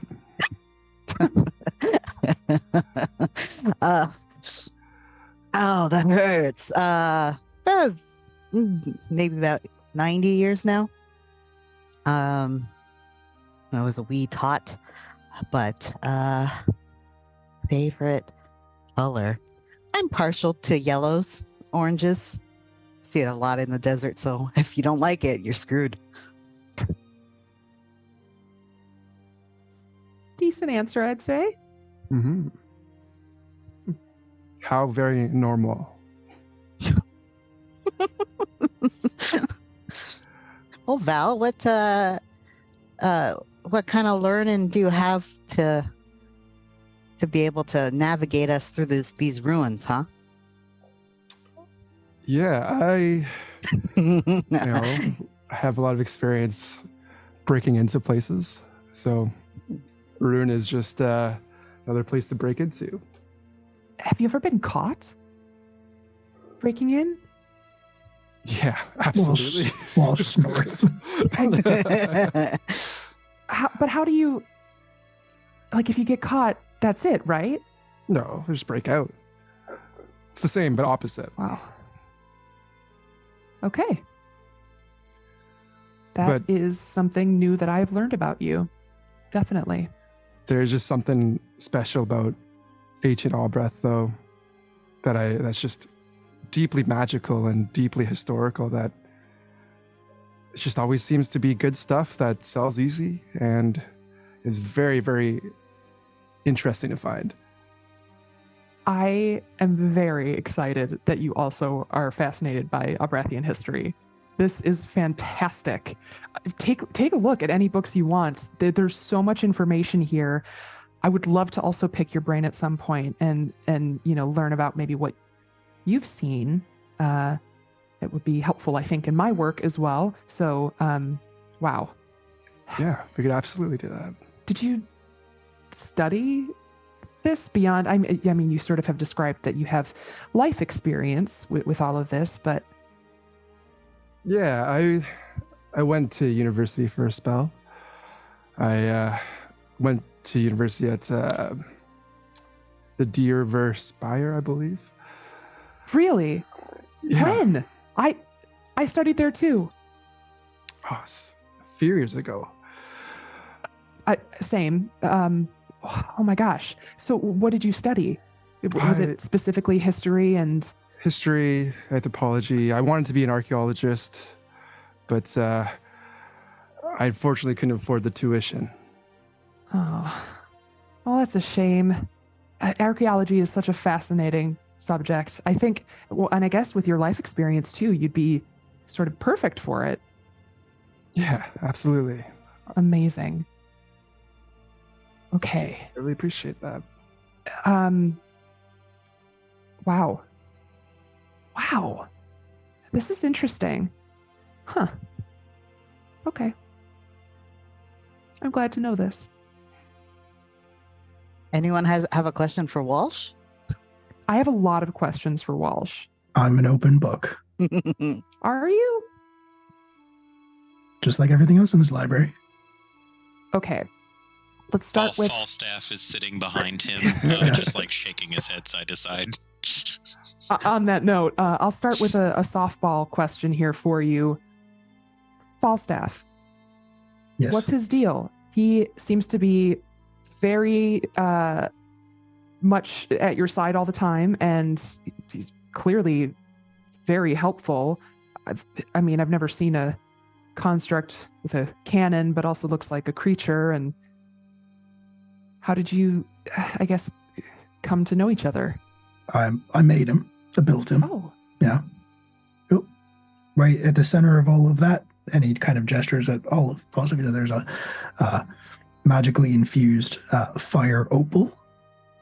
wow. That's, I guess, if like the little mushroom person said, that's sort of, his heart, I guess. Excellent. Huh. How long, when did you make him? How long has it been? Gosh, probably going on 5 years now, 6 years now. Oh, He's well, it must be nice to have a friend at your side. helps me out. Yeah. Whenever I'm working on something, he's, right there, ready to lend a willing hand. And yeah, I'd say we're thick as thieves, to borrow a phrase. But is it just like a work relationship that you have? You said he helps you with things. Would you say that he's your friend? Well, that's an interesting question. He looks at Falstaff a certain amount of intelligence. Which is to say, I suppose, on a good day, he's as smart as your average person. I'd say we're friends, much as I'm friends with anyone. Yeah. That sort of leaves me with more questions, but I'll accept the answer. Val shoots a shit-eating grin at Walsh. Which Walsh will pointedly ignore. Well, Yeah, and I'm sorry, I'm not a terribly interesting fella. So I think you're absolutely fascinating. I just think you're not extremely verbose. So that's fine. As we will uncover secrets in the ruins of the deserts of Abrath, perhaps we too shall learn more about Walsh. Bit by bit. like I said, you ask me anything, I'll tell you. Okay, well, what questions do we ask him if he's going to tell us anything? She'll look at Val like, come on. Yeah, I laid it on a little thick when we were first meeting. Walsh and I actually kind of go back a little bit. We've worked together, but I know he's trying to turn a new leaf, as the phrase goes. Yeah, I never was much suited for a life of crime. I can certainly respect getting out of a life of crime. How does it feel to be on the up and up? It's interesting, isn't it? I mean, I frankly wouldn't know the other side of the coin, so please Well, do tell. That's just it, right? You've got your haves and your have-nots. And no offense, Ada, you'd be a haves. Absolutely. No offense. Normally when people say no offense, it's because they're saying something a little offensive. But it's good to learn about yourself as much as others. You see, there's something called privilege that many people are born into. One of the reasons why I couldn't finish school, as it were. Ada doesn't know what to say to that. She just sort of nods and sort of gets lost in her head. Let's change the subject. What is everybody going to do with their share of the money after all this is said and done? My primary source of income and I guess social capital in this climate is my personal sand skimmer. I race them, quite good at it, but this last race didn't exactly go in my favor. She's totaled, as it were, and so that's where my money will be going. You're replacing her. Really using those transferable skills from smuggling, eh? I mean, how much money are you all getting for this? I don't remember if we got told an actual value. I don't think I was either. Huh. There was no quantifiable numbers. You guys can feel free to make up numbers that you feel is appropriate to your debts.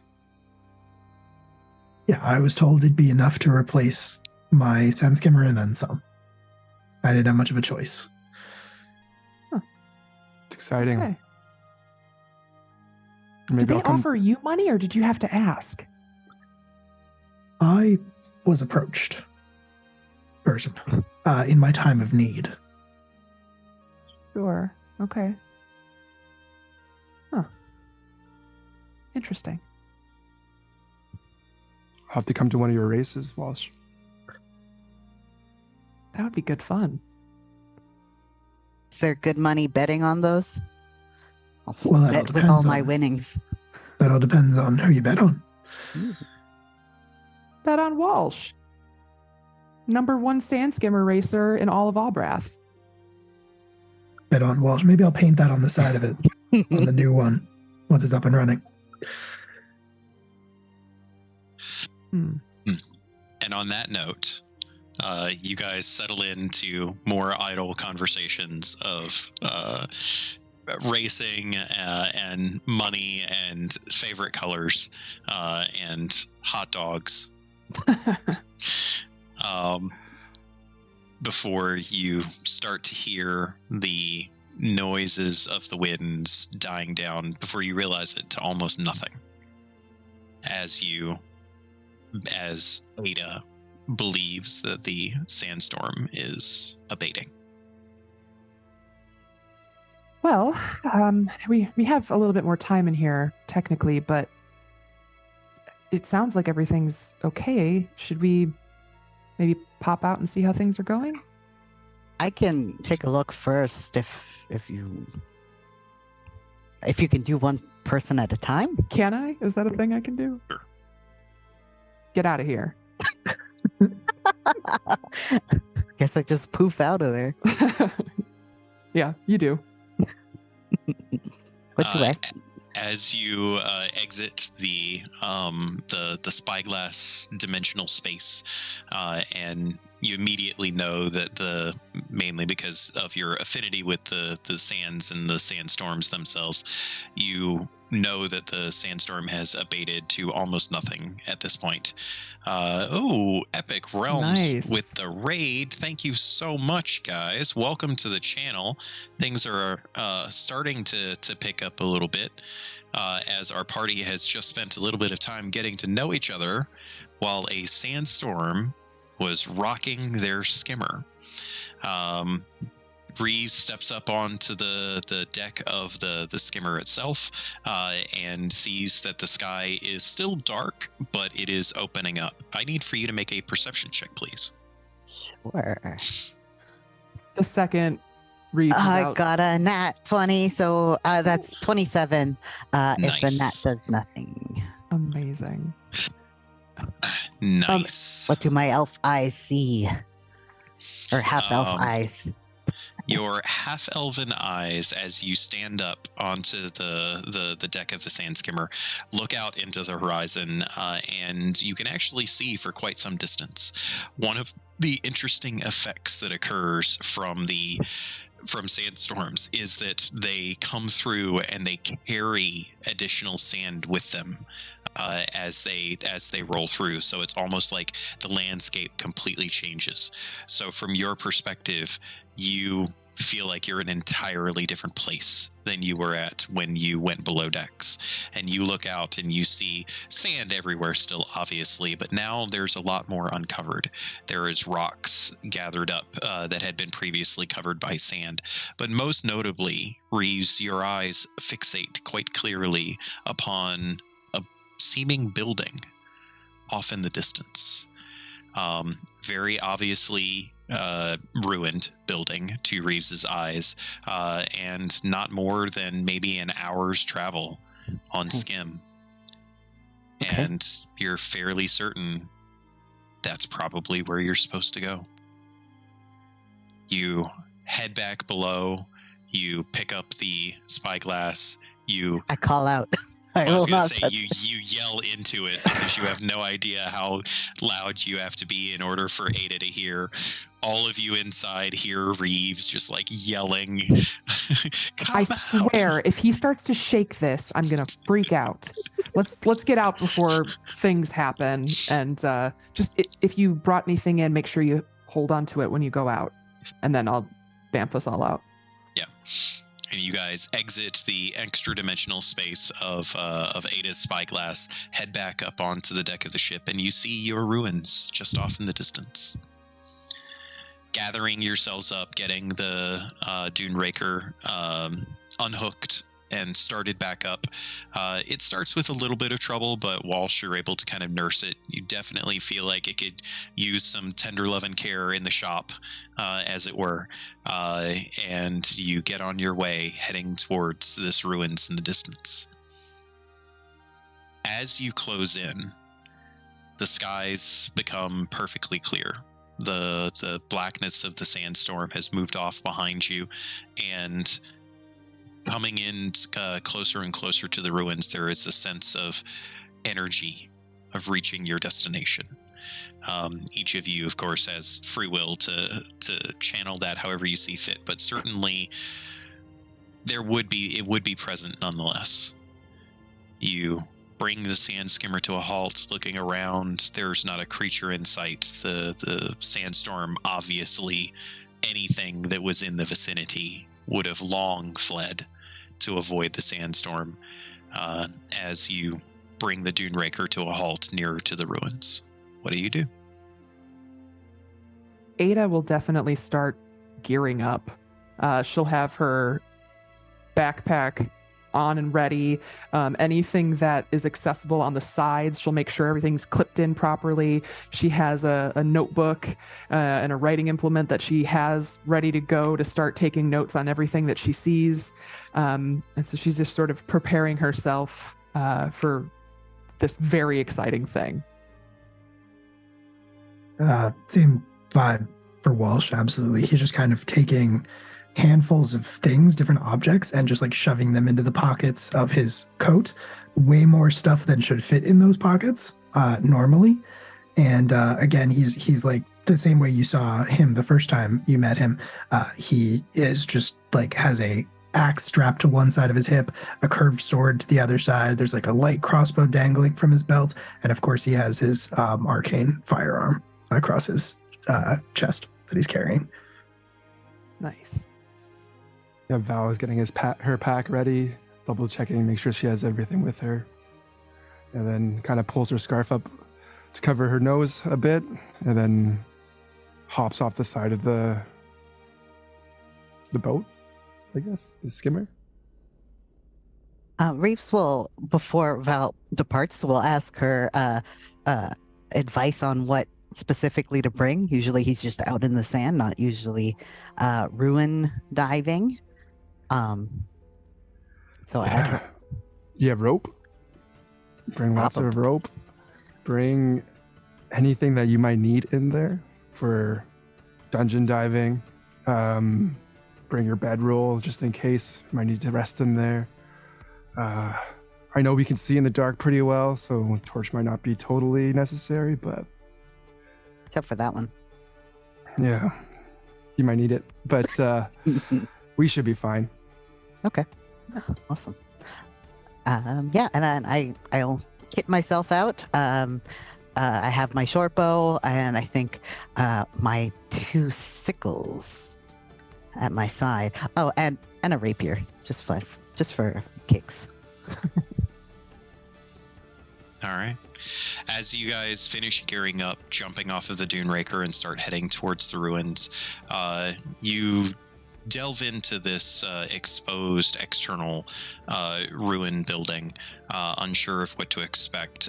Val probably leading the way a little bit given her expertise, and all of you are pretty easily able to tell very quickly that the ruins themselves are off kilter, that they are twisted off of whatever foundation they might have been on. And with a little bit of cursory examination, Val, you're able to tell quite clearly that whatever this is above ground that you see has been completely and utterly just blown away by nature, as it were. There is nothing present. And it starts to actually cause a little bit of confusion at first, like maybe you picked the wrong building or something, or that there's something not quite right, until Val, you eventually notice that there is underneath of some debris, some heavy like marble and stone, there appears to be some kind of stair leading down. Working together, you're able to kind of leverage all of that off and expose this stairwell leading down. And it leads down into what appears to be some type of natural cave formation, almost as if whatever this led down into previously, this portion of the building was ripped off of it and carried to the surface, or somehow it has been separated from the main portion of whatever this building used to connect to. And this isn't unfamiliar to you. You're used to delving into ruins and there being like rock formations over time that have like broken down the walls of things and moved things around. One of the more intriguing aspects of Albrath from a delver's standpoint is that the desert itself has swallowed whole towns and buildings throughout history. Things have just sunk down below the sands themselves, And so it's very easy for things to become disjointed as you gather up your companions and start to take everyone down below. Ida, this is the best part. You know, as we descend down these stairs, you never know what we're going to find. We could find a room. We could find a whole city buried under the sand. Keep an eye on the walls. You can kind of see the layers of earth kind of date as we go down and further. Yeah, this is the best part. And then Oh my gosh. we go down. As you descend down, I need for everyone to make a perception check, just so I can know how much to elaborate on what you're finding. Ada also is able to cast detect magic at will, so I would probably she's too eager. She would probably throw that up right away. Okay. Got an 18 on the perception check. Nice. 6. Okay. I got an 18 as well. Nice. I rolled a 1, so it's a total of 3. Nice. Oof. So we'll start with Walsh, who sees nothing, so that's very easy. And then we'll move on to Ada, who is very distracted, because the moment that Ada casts Detect Magic, she immediately catches sight of a magical aura of light coming from the wrist of Reeves. Like on the back of his wrist, in this area, right about here, this magical aura, and she can see very clearly a rune inscribed upon it. And I need for her to make a history check, please. 24. Ada read this, I guess, but she knows quite clearly when she recognizes the markings of a magical inscription for those that have served time in the Abrathian penitentiary system. She will she'll catalog that for now. Val and Reeves. So the terrain that you're actually going through is extremely rocky, but it's not craggy. It's mostly smooth. The only part that ends up getting craggy are things where it's like broken rock that has just fallen down and leaves a little bit of debris here and there, or like large boulders and things like that. There's not a lot of sharpness to it, which implies to you that this wasn't formed by like a quake or anything like that. More that it's just been worn over however many eons that this has existed. And you find yourselves winding through, going deeper and deeper and moving throughout this cave, as it were, going down and down. It doesn't break off into a bunch of random directions, and anytime you do run into a part where it goes one way and another, you just travel a little bit of ways down and it's dead ends fairly quickly. There seems to be mostly just one distinct path leading its way down, so you don't really have any opportunity to get lost, as it were, or anything like that. But being wary about anything that you might find down here, you are cognizant of when it does open up. You find yourselves in this section that the cave itself starts to branch open, and you can see a little bit further distant, and things begin to open up ever so slightly. And Val and Reeves immediately feel this humming, thrumming, no, not a thrumming, a growl come from the ground. You can feel it in your feet. Walsh is completely oblivious to this, above and beyond the fact that this is the darkest area that Walsh has ever been in his life. The faint amount of light that is coming off of Ada's detect magic from her eyes glowing is creeping him out a little bit. I think one of the Go ahead. Sorry, I was just gonna say, I think one of the reasons he's distracted is because he's fumbling for something in his pocket, but it's so dark he's not having a lot of luck getting it out. Oh, And Ada is just completely lost in her own mind right now, so she doesn't really recognize any of this that's going on. As Reeves and Val, you guys call everyone to a stop, right, for warning that something is potentially about to happen. There is a shaking of the ground not too far distant, and then kind of almost bursting forth from a bunch of rocks that have fallen down in the cave. You see the head of this, what Reeves immediately recognizes as a sand drake, a fairly dangerous creature when you have wandered into one. And I need for everyone to roll initiative, please. Ooh. Wow. Nice. That is an And 8. I will just call up the map here.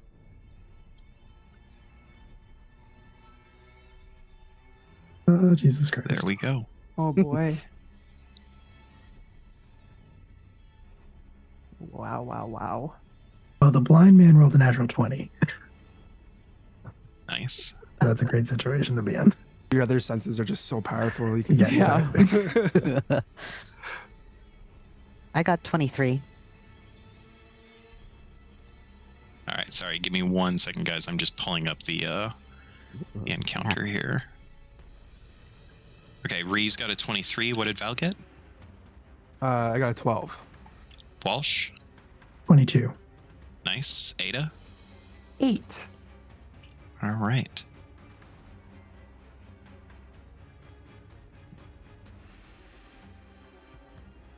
Strange. For some reason, their initiatives didn't roll. Okay. I will roll them manually real quick. Let's see. It's a 14 plus 2 is 16. And the yep. Okay. There we go.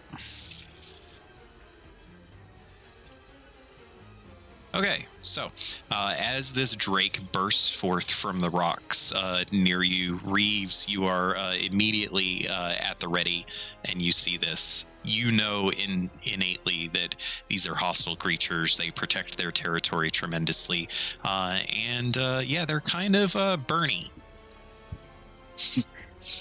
Probably want to keep your distance if you can. But some of us don't have that choice. So I'm gonna has this or is it my turn to start? It is your turn. Okay, awesome. So Did we just get raided again? Queen Score Nice. Gaming coming through with a raid. Thank you, guys. Nice. Woohoo. so does the sand drake see me? Oh yes, the Oh, it Sandrake does. sees all of you. Reeves sees another pair of glowing eyes and the fire from its mouth, but that's all he sees from it. Just FYI. Okay. I am going to go right up to it and try to turn it slightly away from everyone. Okay. While I pull out my sickles. I'm like, I guess we're just getting started. All right. Let's get this party started then. You Mhm. want to roll some attacks? Yes, please. So first is a 25 to hit. That hits. Awesome. Oh, do I have? I thought I had a. Maybe not. Okay. Awesome. So that hits for 7 slashing. Nice. Okay. And then because of my rapier of rapid reaction, I can get a second attack, I believe. So I will Go do for that. it. That's less good. That's a 13 to hit. 13 misses. Okay. Since I did hit the first time, I would like to make this my favored foe, Okay. if I could. Cool. And that'll be it for now. Alrighty. That brings us to Walsh. It is your turn. Well, Walsh is just gonna say, what is it? I can't get it's too damn dark down here. And he's finally gonna get the thing out of his pocket that he has been trying to get at. He's gonna take an action and he's gonna put drops of something out of a vial into each eye and give himself dark vision. But it takes an action. Right. So that is what he's doing. Okay. For story's sake, I'm gonna say that you were struggling to do this like as the creature was coming out. Because I'd forgotten that you had those. So I'm gonna say that you were able to do that like just as the initiative and everything was happening. Okay. You can still take your action here. I'm not gonna penalize you like that. Perfect. I appreciate it. Then the first thing he is going to do on his turn is say, Falstaff, into position. And he's going to spend his action now to activate his arcane cannon through his mechanical flying monkey homunculus. So Falstaff is going to zoom over to a position on the wall, we will say, and just kind of like cling to it. He's going to mode change. The cannon barrel is going to come out of his chest. You should be able to move him. You guys can move all of the tokens. I just ask you to only move your own. Absolutely. I did not have Owlbear open at the moment. Perfect. So I will just say he's going to zoom over to like this stretch of the wall, just kind of clamp onto an overhang and mode change into the cannon mode. Cool. And then I will take a bonus action. He will fire the Force Ballista at this thing. All right. Let me see here. So many things. There we go. Of course. I will spend that second advantage, the one we got from Bleak. I rolled a 1. Okay. Yeah. Might be a good time to use it. Might be a good time. Let's see if this does any better. So, slightly. I got a 3. That's a 9 to hit.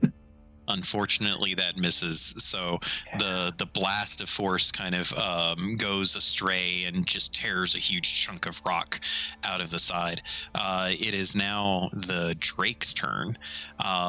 So the Drake is not a hyper intelligent creature, but it is smart enough to know when to use its strongest attack, as you guys are in decent enough position, so you can see it kind of like just like almost like it's about to vomit up, and you can see this wave of heat coming out of its mouth as it lets loose this spray of almost magma-like fire, that's in a 30-foot cone. Val is kind of behind cover here, and Reeves kind of turned it a little bit. So I'm going to say, was that another cheer from Bleak? Look at him supporting Nice. you guys. It's not like you guys need the help. You're going to be fine. I need for everybody except for Val to make dexterity saving throw, please.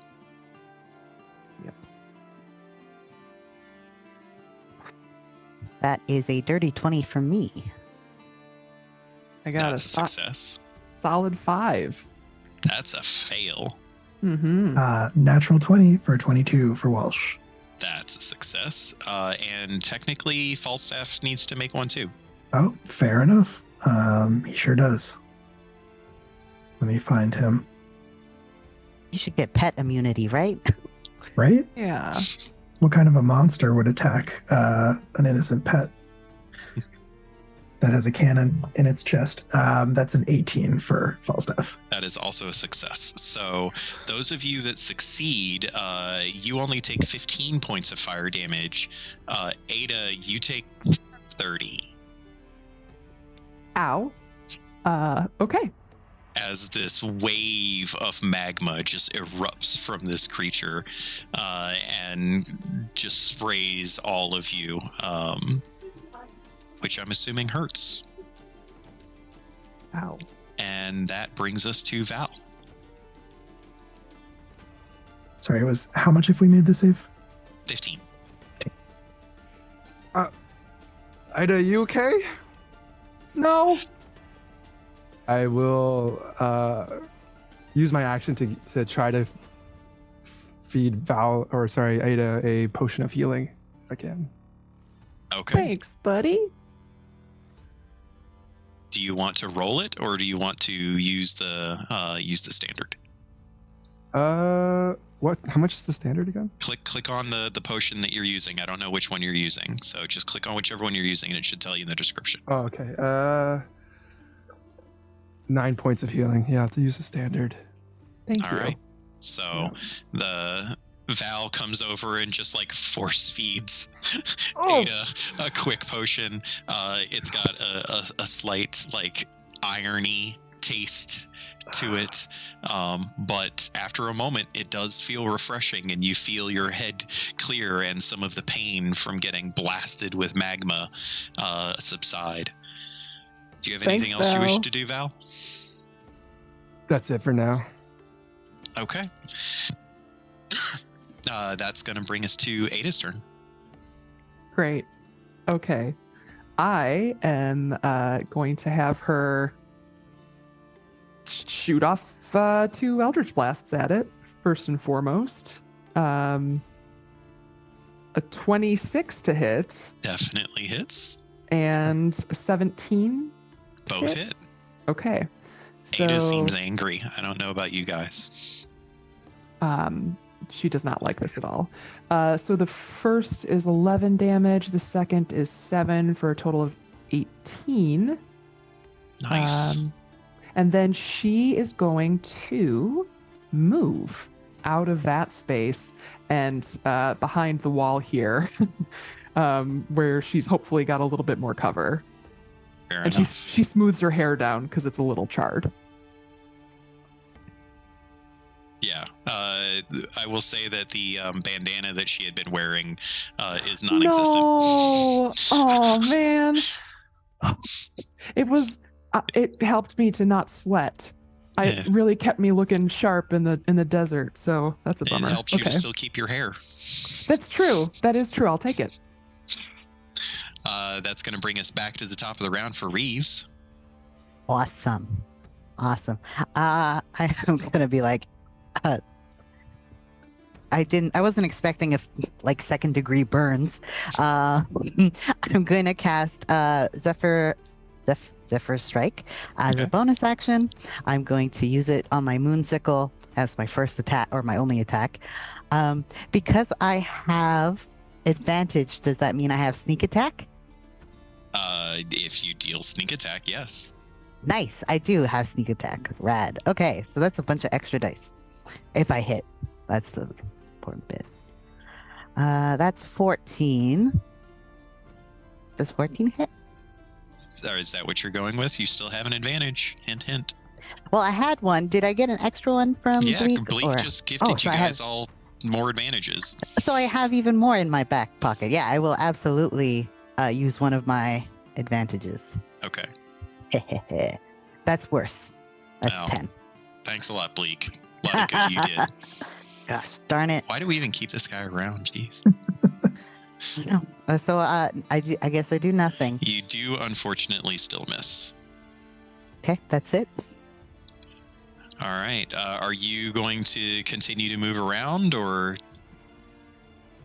you could still move? Oh, For just for purposes, this is none of this is overly considered like difficult terrain or anything like that. mhm. The I might just take a step back. to there. Yeah, maybe you can't fit. Oh, it can burrow. Oh, You know that. I All do. right. Walsh, you are up, sir. Right. Walsh is going to take a step. Well, actually, no. I think he's fine where he is. Actually, so Walsh is going to just pull up his arcane firearm, and he is going to spin the barrel of it, which is just sort of a collection of different rods that have inscriptions on them. He's going to spin it, lock it into place in a different configuration, and he is going to use it to channel a stream of acid as he is casting Tasha's Caustic Brew at this dragon. So we are going to mark that as cast. Is that a saving throw or an attack roll? It is a saving throw. It's a dexterity saving throw. All right. That is a 4. That is a fail. All right. It is going to take 6 points of acid damage. Okay. And that is persistent for the spell's duration. Concentration. So we're doing that, and that is my action. So I blast it with acid, and then Falstaff is going to take another shot. Go for it. Come on, monkey boy. Come on, monkey boy. Natural 20. There we go. I have all 3 natural 20s. Sweet. So, just to kind of explain to everyone how natural 20s work for me, you get to roll your damage, and instead of adding your normal bonuses, you would add whatever your maximum damage would be. So, what would he normally be rolling here? He would be rolling 4d8 plus 3. Okay, so in this case, it is going to be 4d8 plus 35. Cool. Here we go.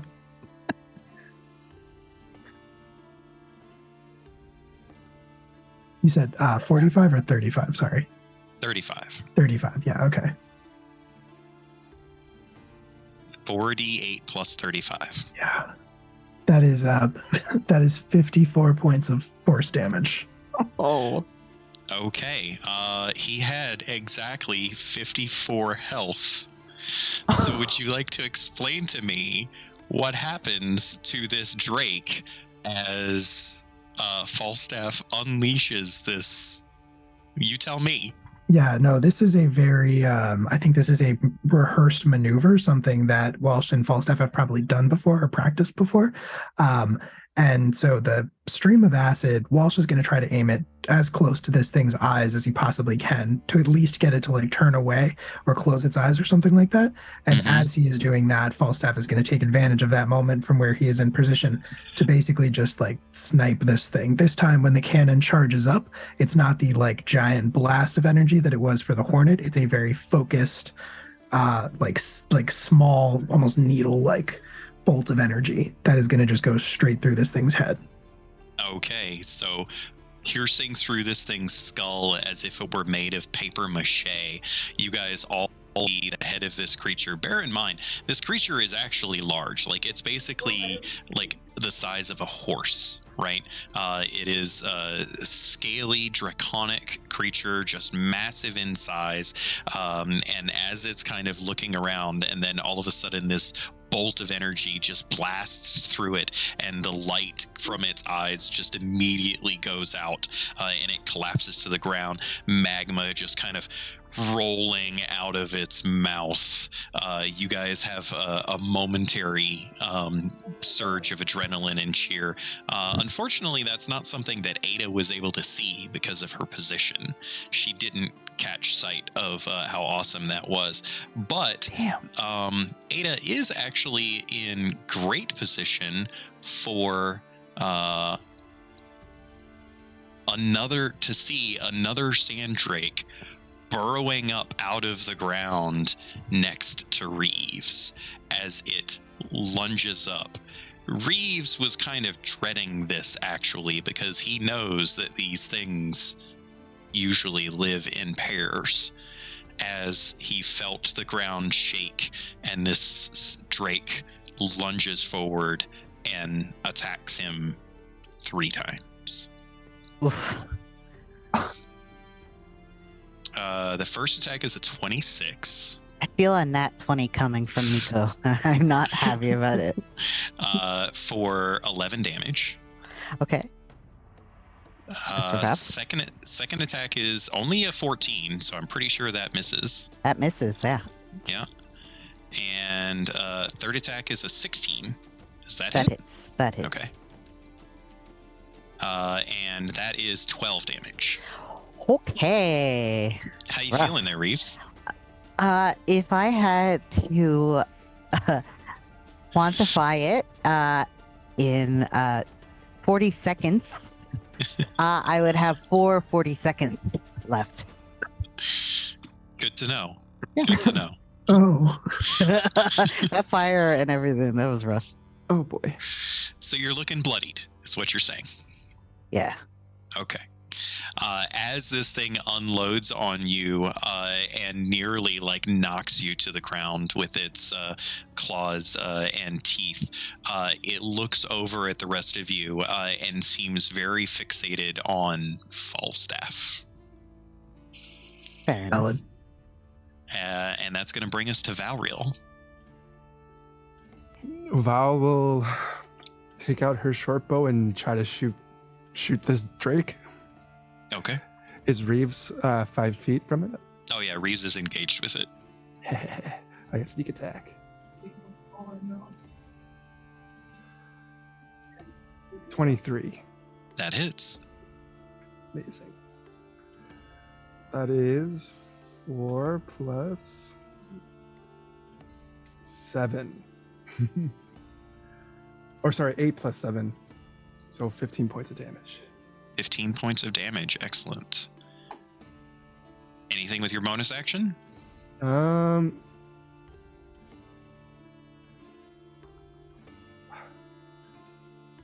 I'm going to see if I can get over to Aida, just to be right in front of her a bit. Oh yeah, easily. That's it. Okay. Ada, you are up. Yeah, so Ada, seeing Val very kindly stand in front of her, she'll just give her a pat on the shoulder. Thank you. And then she'll sort of just pop around the other side so that she's got a clear view. And she'll concentrate and put her hand up, and you'll see the ground sort of tremble underneath the drake, and she'll cast Spike Growth. It's got a 20-foot radius centered on a point that I choose. I'd like for it to come up just like curved right where the drake Sure. is, not touching Reeves. There's enough room that you can aim behind it and Yeah. be able to fit. Okay, awesome. So with that, It gets dangerously close to Reeves, who has the instinct to just pull away. But this Great. burst of spikes comes up out of the ground. Does it have to make a saving throw? it does not. It's now difficult terrain in that space, and it'll take 2d4 piercing damage for every 5 feet that it travels. So if it tries to move out of the space, it will take damage, Okay. if that helps. Thank you for the sub, the guy you shot. Ooh. That's a crazy name. Love it. All right. We did and just shoot a guy. we did just shoot a drake. And apparently their ghost is subbed to our channel now. So Oh, and I'll have Ada move over here. Okay. Trying to get out of sight again. probably would go back to there. All Okay. right. Great. And anything with your bonus action? No. That's Cool. it. All right, that brings us back to the top of the round, which is Reeves. 4 hit points, Reeves. Yeah. How you doing there, buddy? Not feeling great. If I drank a potion, how fast or not fast is that?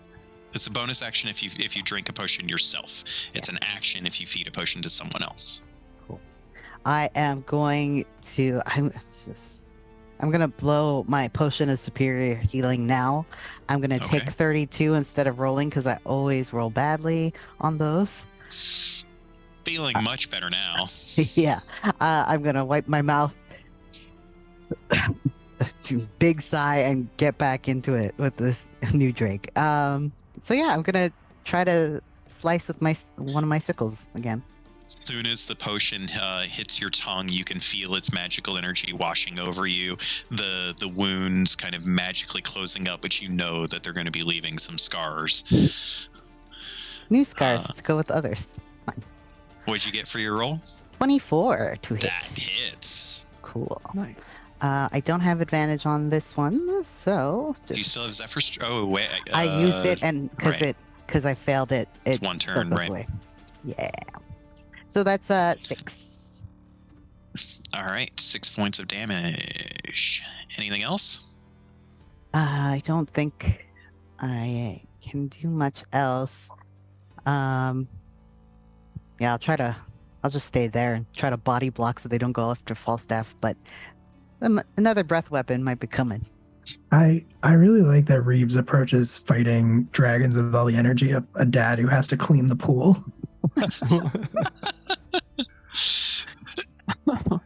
Gotta have a nice drink with you. Right, yeah. Just like, oh God, I gotta do this. All right. It's fair. It's fair. All right. The artillerist and his pet monkey, artillery cannon, are up. Yes. Walsh, Yes. what would you like to do, sir? Walsh is gonna move also to try to sort of interpose between Falstaff, and that might be a bad idea if a breath weapon is coming, but it's what he would do instinctively. And from that point, he is going to spin the barrel on the arcane firearm again to a different configuration, and this time, when he fires it, it is this semi-invisible pulse of energy that shoots out, kind of washes over the Drake to a point very close behind it, and then explodes with a blast of sound. He is casting Shatter through it. Excellent. Nice. What's the save on that? Con? A Constitution, yeah. All right. It's got a pretty decent con save. I had a feeling, but It's only a 14, though. Does that succeed? no, that fails. There we Just go. barely, but that fails. Perfect. So it is going to take a mess of damage. A whole mess. A whole mess of damage, maybe, depending on how I roll. 9, but because I'm doing it through my firearm, I get to roll another d8, 16 points of thunder damage. Nice. So this cacophonous boom ripples through the cave itself, and debris starts like falling down on all of your heads. Not the stealthiest spell. Nope, not the stealthiest spell. If there's another one of these things out there, you guys might be in trouble, because it knows now. I need I feel like Walsh and Val to both roll perception checks, please. Oh no. 17 for Walsh. 25 for Val. Okay. Both of you have a sense that if another thing like that goes off, this cave might not be able to take it. Just giving you that heads up. Walsh is like, all right, I admit, not my best idea. And then bonus action, Falstaff is going to fire. Yep. With a 24. That hits. go. And 15 points of force damage. Nice. So as this bolt of force slams into this creature, it kind of deflects off of its thick, scaly hide a bit, but you can see where it deflects, like a chunk of flesh goes with it, and it kind of lurches a little bit from the impact. You can tell that it's very injured now. It is bloodied, just so you guys are aware. You can see the injuries starting to stack up on it. Unfortunately, it is its turn, so I need to roll here. Let me see. Okay. So this Drake is looking around at all of you, and you can see this burning hatred in its eyes, and it starts to rear back like it's another burst of fire that's about to come in at you guys, but instead it actually begins sucking in the air, and you guys feel this wave of heat kind of emanating from it, as it is pulling all of the moisture in the vicinity out of the air. I need for everyone within 30 feet of it, which I think is everyone, to make Constitution saving throws, please.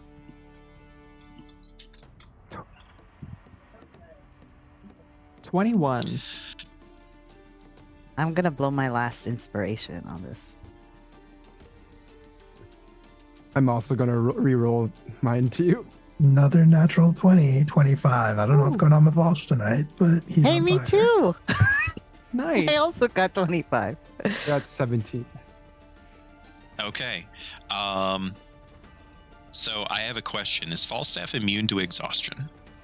I think he is as a construct. He is, yes. Okay.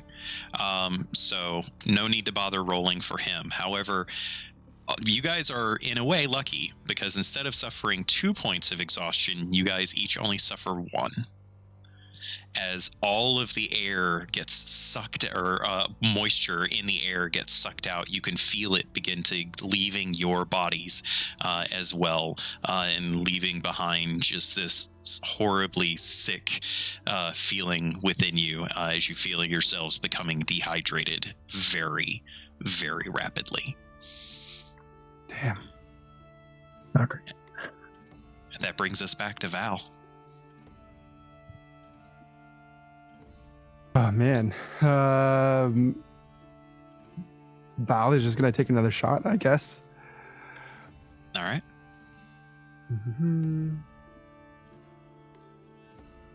Drink some Right. water from your pack. 23 to hit. That hits. So that'll be 5 plus 4. So 9 points of damage. All right. Anything with your bonus action? I'm gonna hide. I'm gonna hide if You I don't can. really have very many places to hide down here, unfortunately. Then nothing. I'm gonna Okay. stay where I am. All right. That's going to bring us to back to Ada. So Ada is going to pop over and sort of peek out of her hiding spot. Mhm. You see her take the quill that she had been using to furiously take notes when they entered, and she's going to throw it like a dart at the Sandrake's face, basically. She's going for the eyes. Go for the eyes, Boo. Go for the eyes. Yeah. So, I have to make an attack with it, but okay, there we go. Okay. I'm going to use my extra roll because that sucked. 22 to hit. 22 hits. Okay, so here's what's going to happen. My action is throwing that. It's going to take 5 points of damage, whatever. But Yep. for my bonus action, when being hit with this quill, ink splatters on the Drake's face, and the target is blind until the end of its next turn. That's fine. The creature can use its action to clear away the ink on itself. But then, yeah. And then the quill comes back to my hand. Nice. Yeah. Yeah, so like the dart goes flying across, like it pierces into the flesh right above this thing's nostril, and a burst of ink just explodes across its face and starts going everywhere. Once again, Reeves kind of ducks as a splatter of ink goes flying towards him as well. Nice. And it is now blinded. That's going to bring us back to the top of the round. Reeves, you are up. Alrighty. So, I'm very confused. I do not understand what just happened with this ink stuff. I'm gonna try to cast Zephyr Strike again and try to hit again and see Go how for that it. goes. So that's 17. Was that with advantage? Yes. That hits. Awesome. Okay. So that means I get to roll this. So that's 6 plus the Zephyr Strike, which is 7 force damage, and then sneak attack damage, which is 1d6. That's a 4. Nice. So that is what, a total of 17? I think so. That does sound right. Yep, 17. All right. How would you like to slay this beast? Oh boy. Hey! I think I like basically climb my way up with my sickles and just go in at its eyes that have already been blinded, so it doesn't even see me coming. No, didn't see you coming. You latch one on top of the other, reaching up to the top, and then just slash both of them right across its face, sending it falling to the ground. Once again, as you guys all collapse to the ground as well, your exhaustion catching up to you in a just moment of chaos as these beasts have fallen. Can we go in the spyglass again? I don't want to do this again. Ada has like her back against a wall and has just slid down and is sitting there with this look on her face. We can't. Reeves, can you give me, we'll call this a hunter check, an intelligence check with proficiency. Okay. Oh, well, I would say either wisdom or intelligence, your choice. I'll do wisdom, I guess. So with proficiency? Yep. I know smart. 7. Okay. Just such a- Like you've not fought one of these things directly before, but you've heard stories, and you start to tell everyone that if they had both gotten away with sucking all of that moisture out, it would have gotten even worse. Oh. Yeah. So It could have glad been we ended worse it there. than it already was. Yeah. Oh, God. But like you do expeditions and stuff. You haven't fought anything on par with this? I mean, I don't usually do a lot of fighting, typically with a caravan, and I sort of, I mean, I help when I'm able, but this was bad. I did not like this. That ink was a pretty good trick. Never seen that before. Thank you. Yeah, it's just a special quill that I have. It actually writes too, so it's and it's very smooth. I really love it for writing, but comes in handy. So,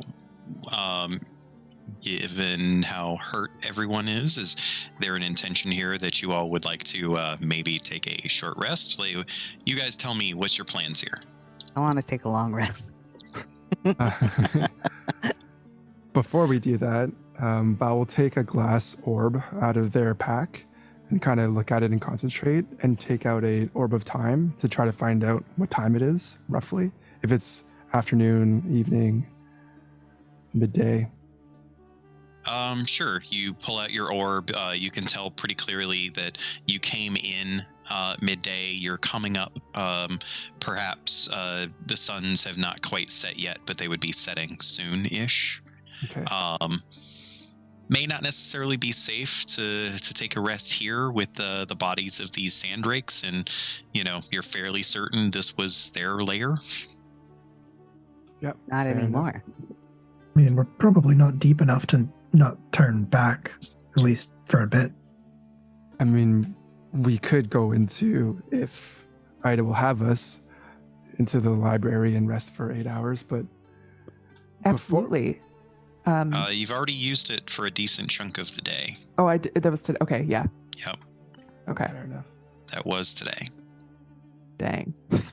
Well, we can't. So, well, I That's don't okay. want to be here specifically. I don't care if we go deeper or if we get out. I am Not here. So Val will rummage through her bag again and pull out what looks like a crystal geode almost. And this is one of Val's favorite items.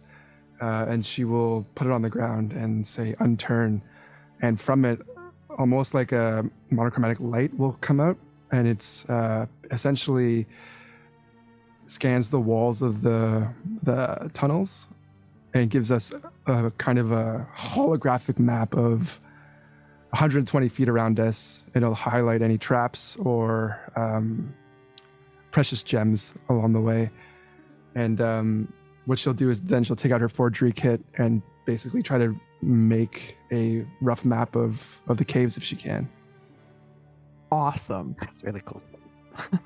I don't think you need to actually make the map. I think that once you do the thing and then you pull it back out, you can pull it out basically at any time and have it show you the illusion once again. I thought it was once per dawn, so I thought I'd have to. That's when you create the map once per dawn, but you can pull it back up as you travel. Nice. There we go. So I I usually sneak around. I don't fight the monsters in these caves. I guess that's why Reeves is here.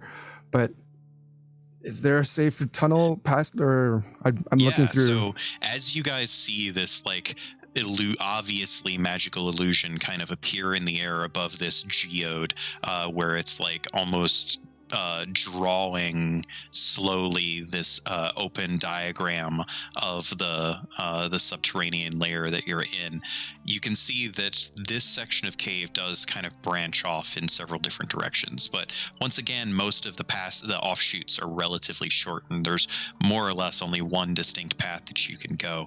And as the map kind of reveals that space, you can see that it goes almost to the edge of that space, and you can start to see it's not quite rock anymore. There's some structure there to the edge of that 120 feet distance.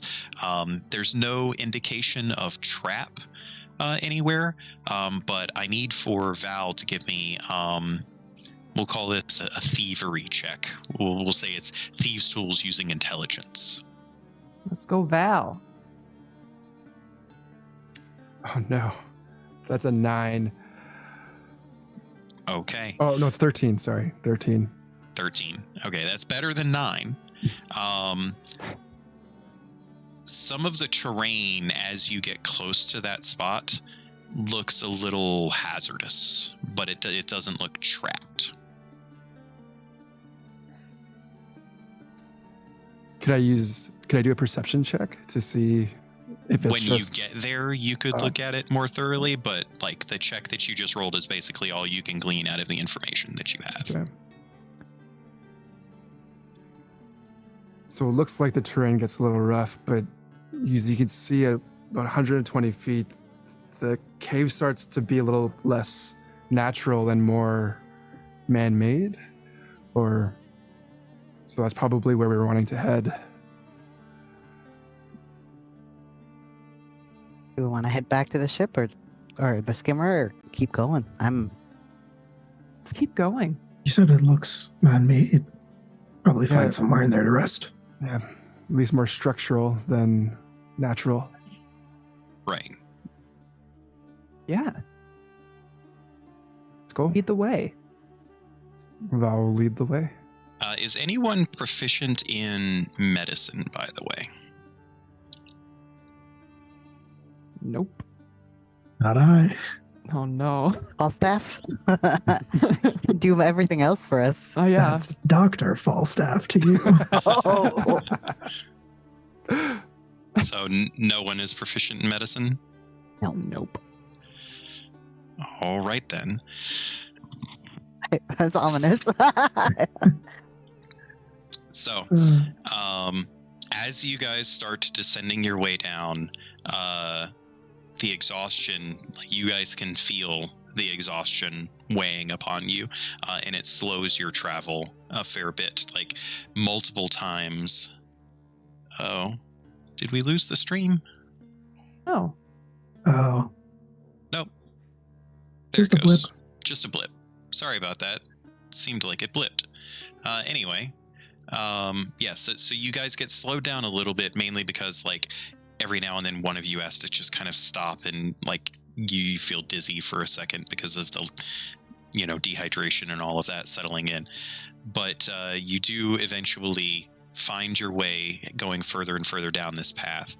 Val and Ada can make investigation checks if they like at this point. Yes. 16. 13.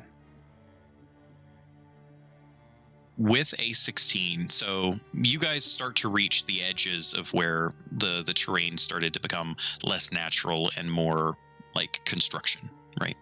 And Ada is able to pick up that the stonework that is here, along with actually what appears to be metal of some kind of woven into the stonework. She's able to pick up on very almost identical architecture to the ruins of the up above at the surface. Ooh.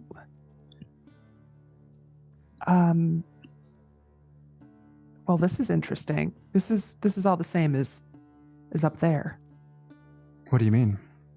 The markings and the runes, they match.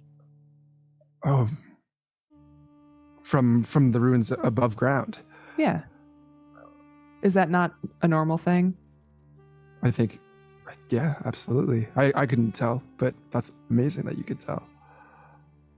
Just based on this, Ada has this theory that maybe whatever was torn off and is now sitting in the above ground part, this cave network has kind of just like crushed all of the in between, basically. And now you're descending into the ruins proper. And as you guys proceed forward, Val, you can tell quite clearly that no one has been down here in quite some time.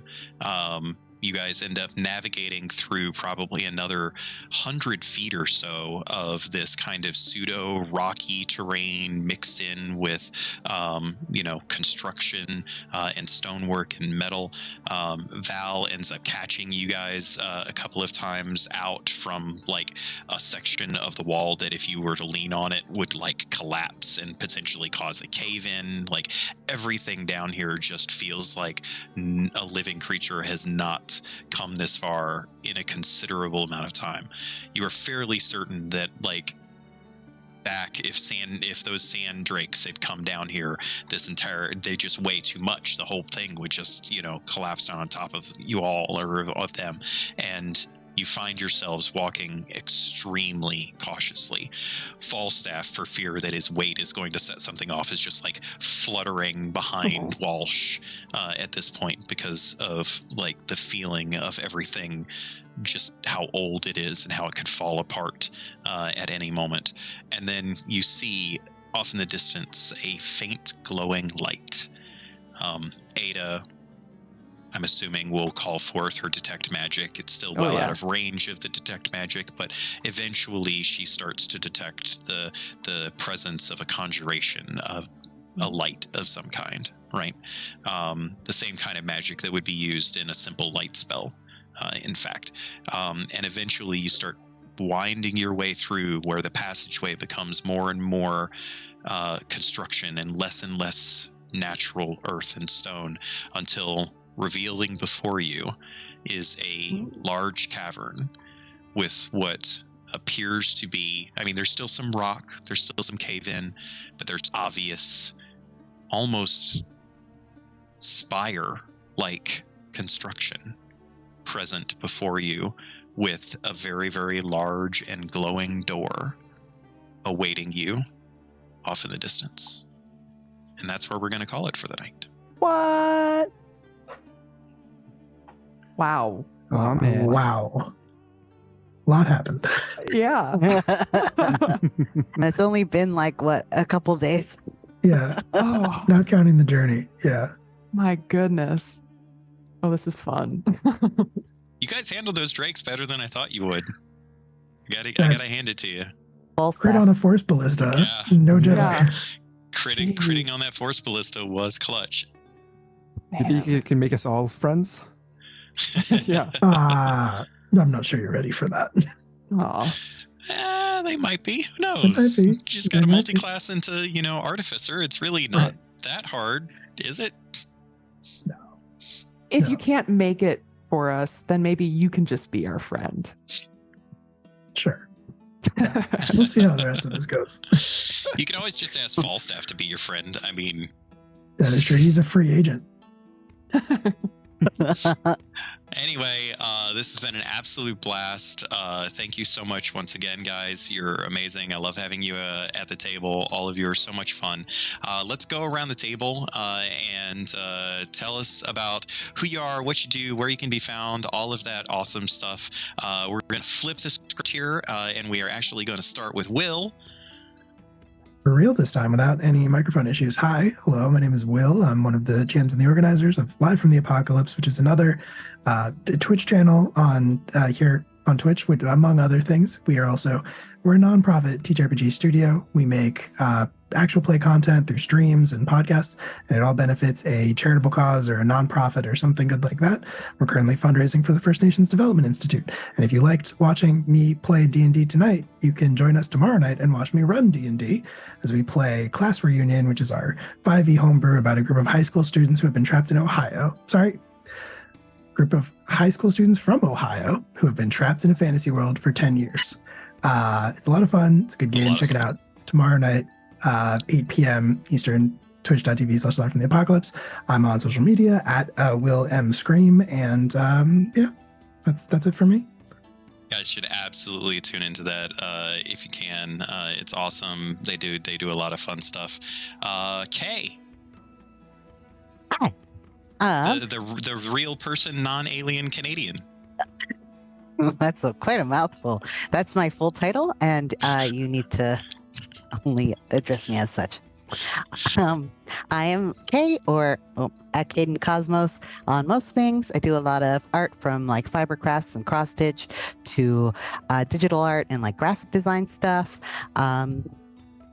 Yeah, I just finished up Vason on Sunday nights here at the Superior Adventurers Guild. So the only other thing is like come see me next week here, or on Saturdays I run free online trivia at Sly Fox Trivia. So you can come check that out.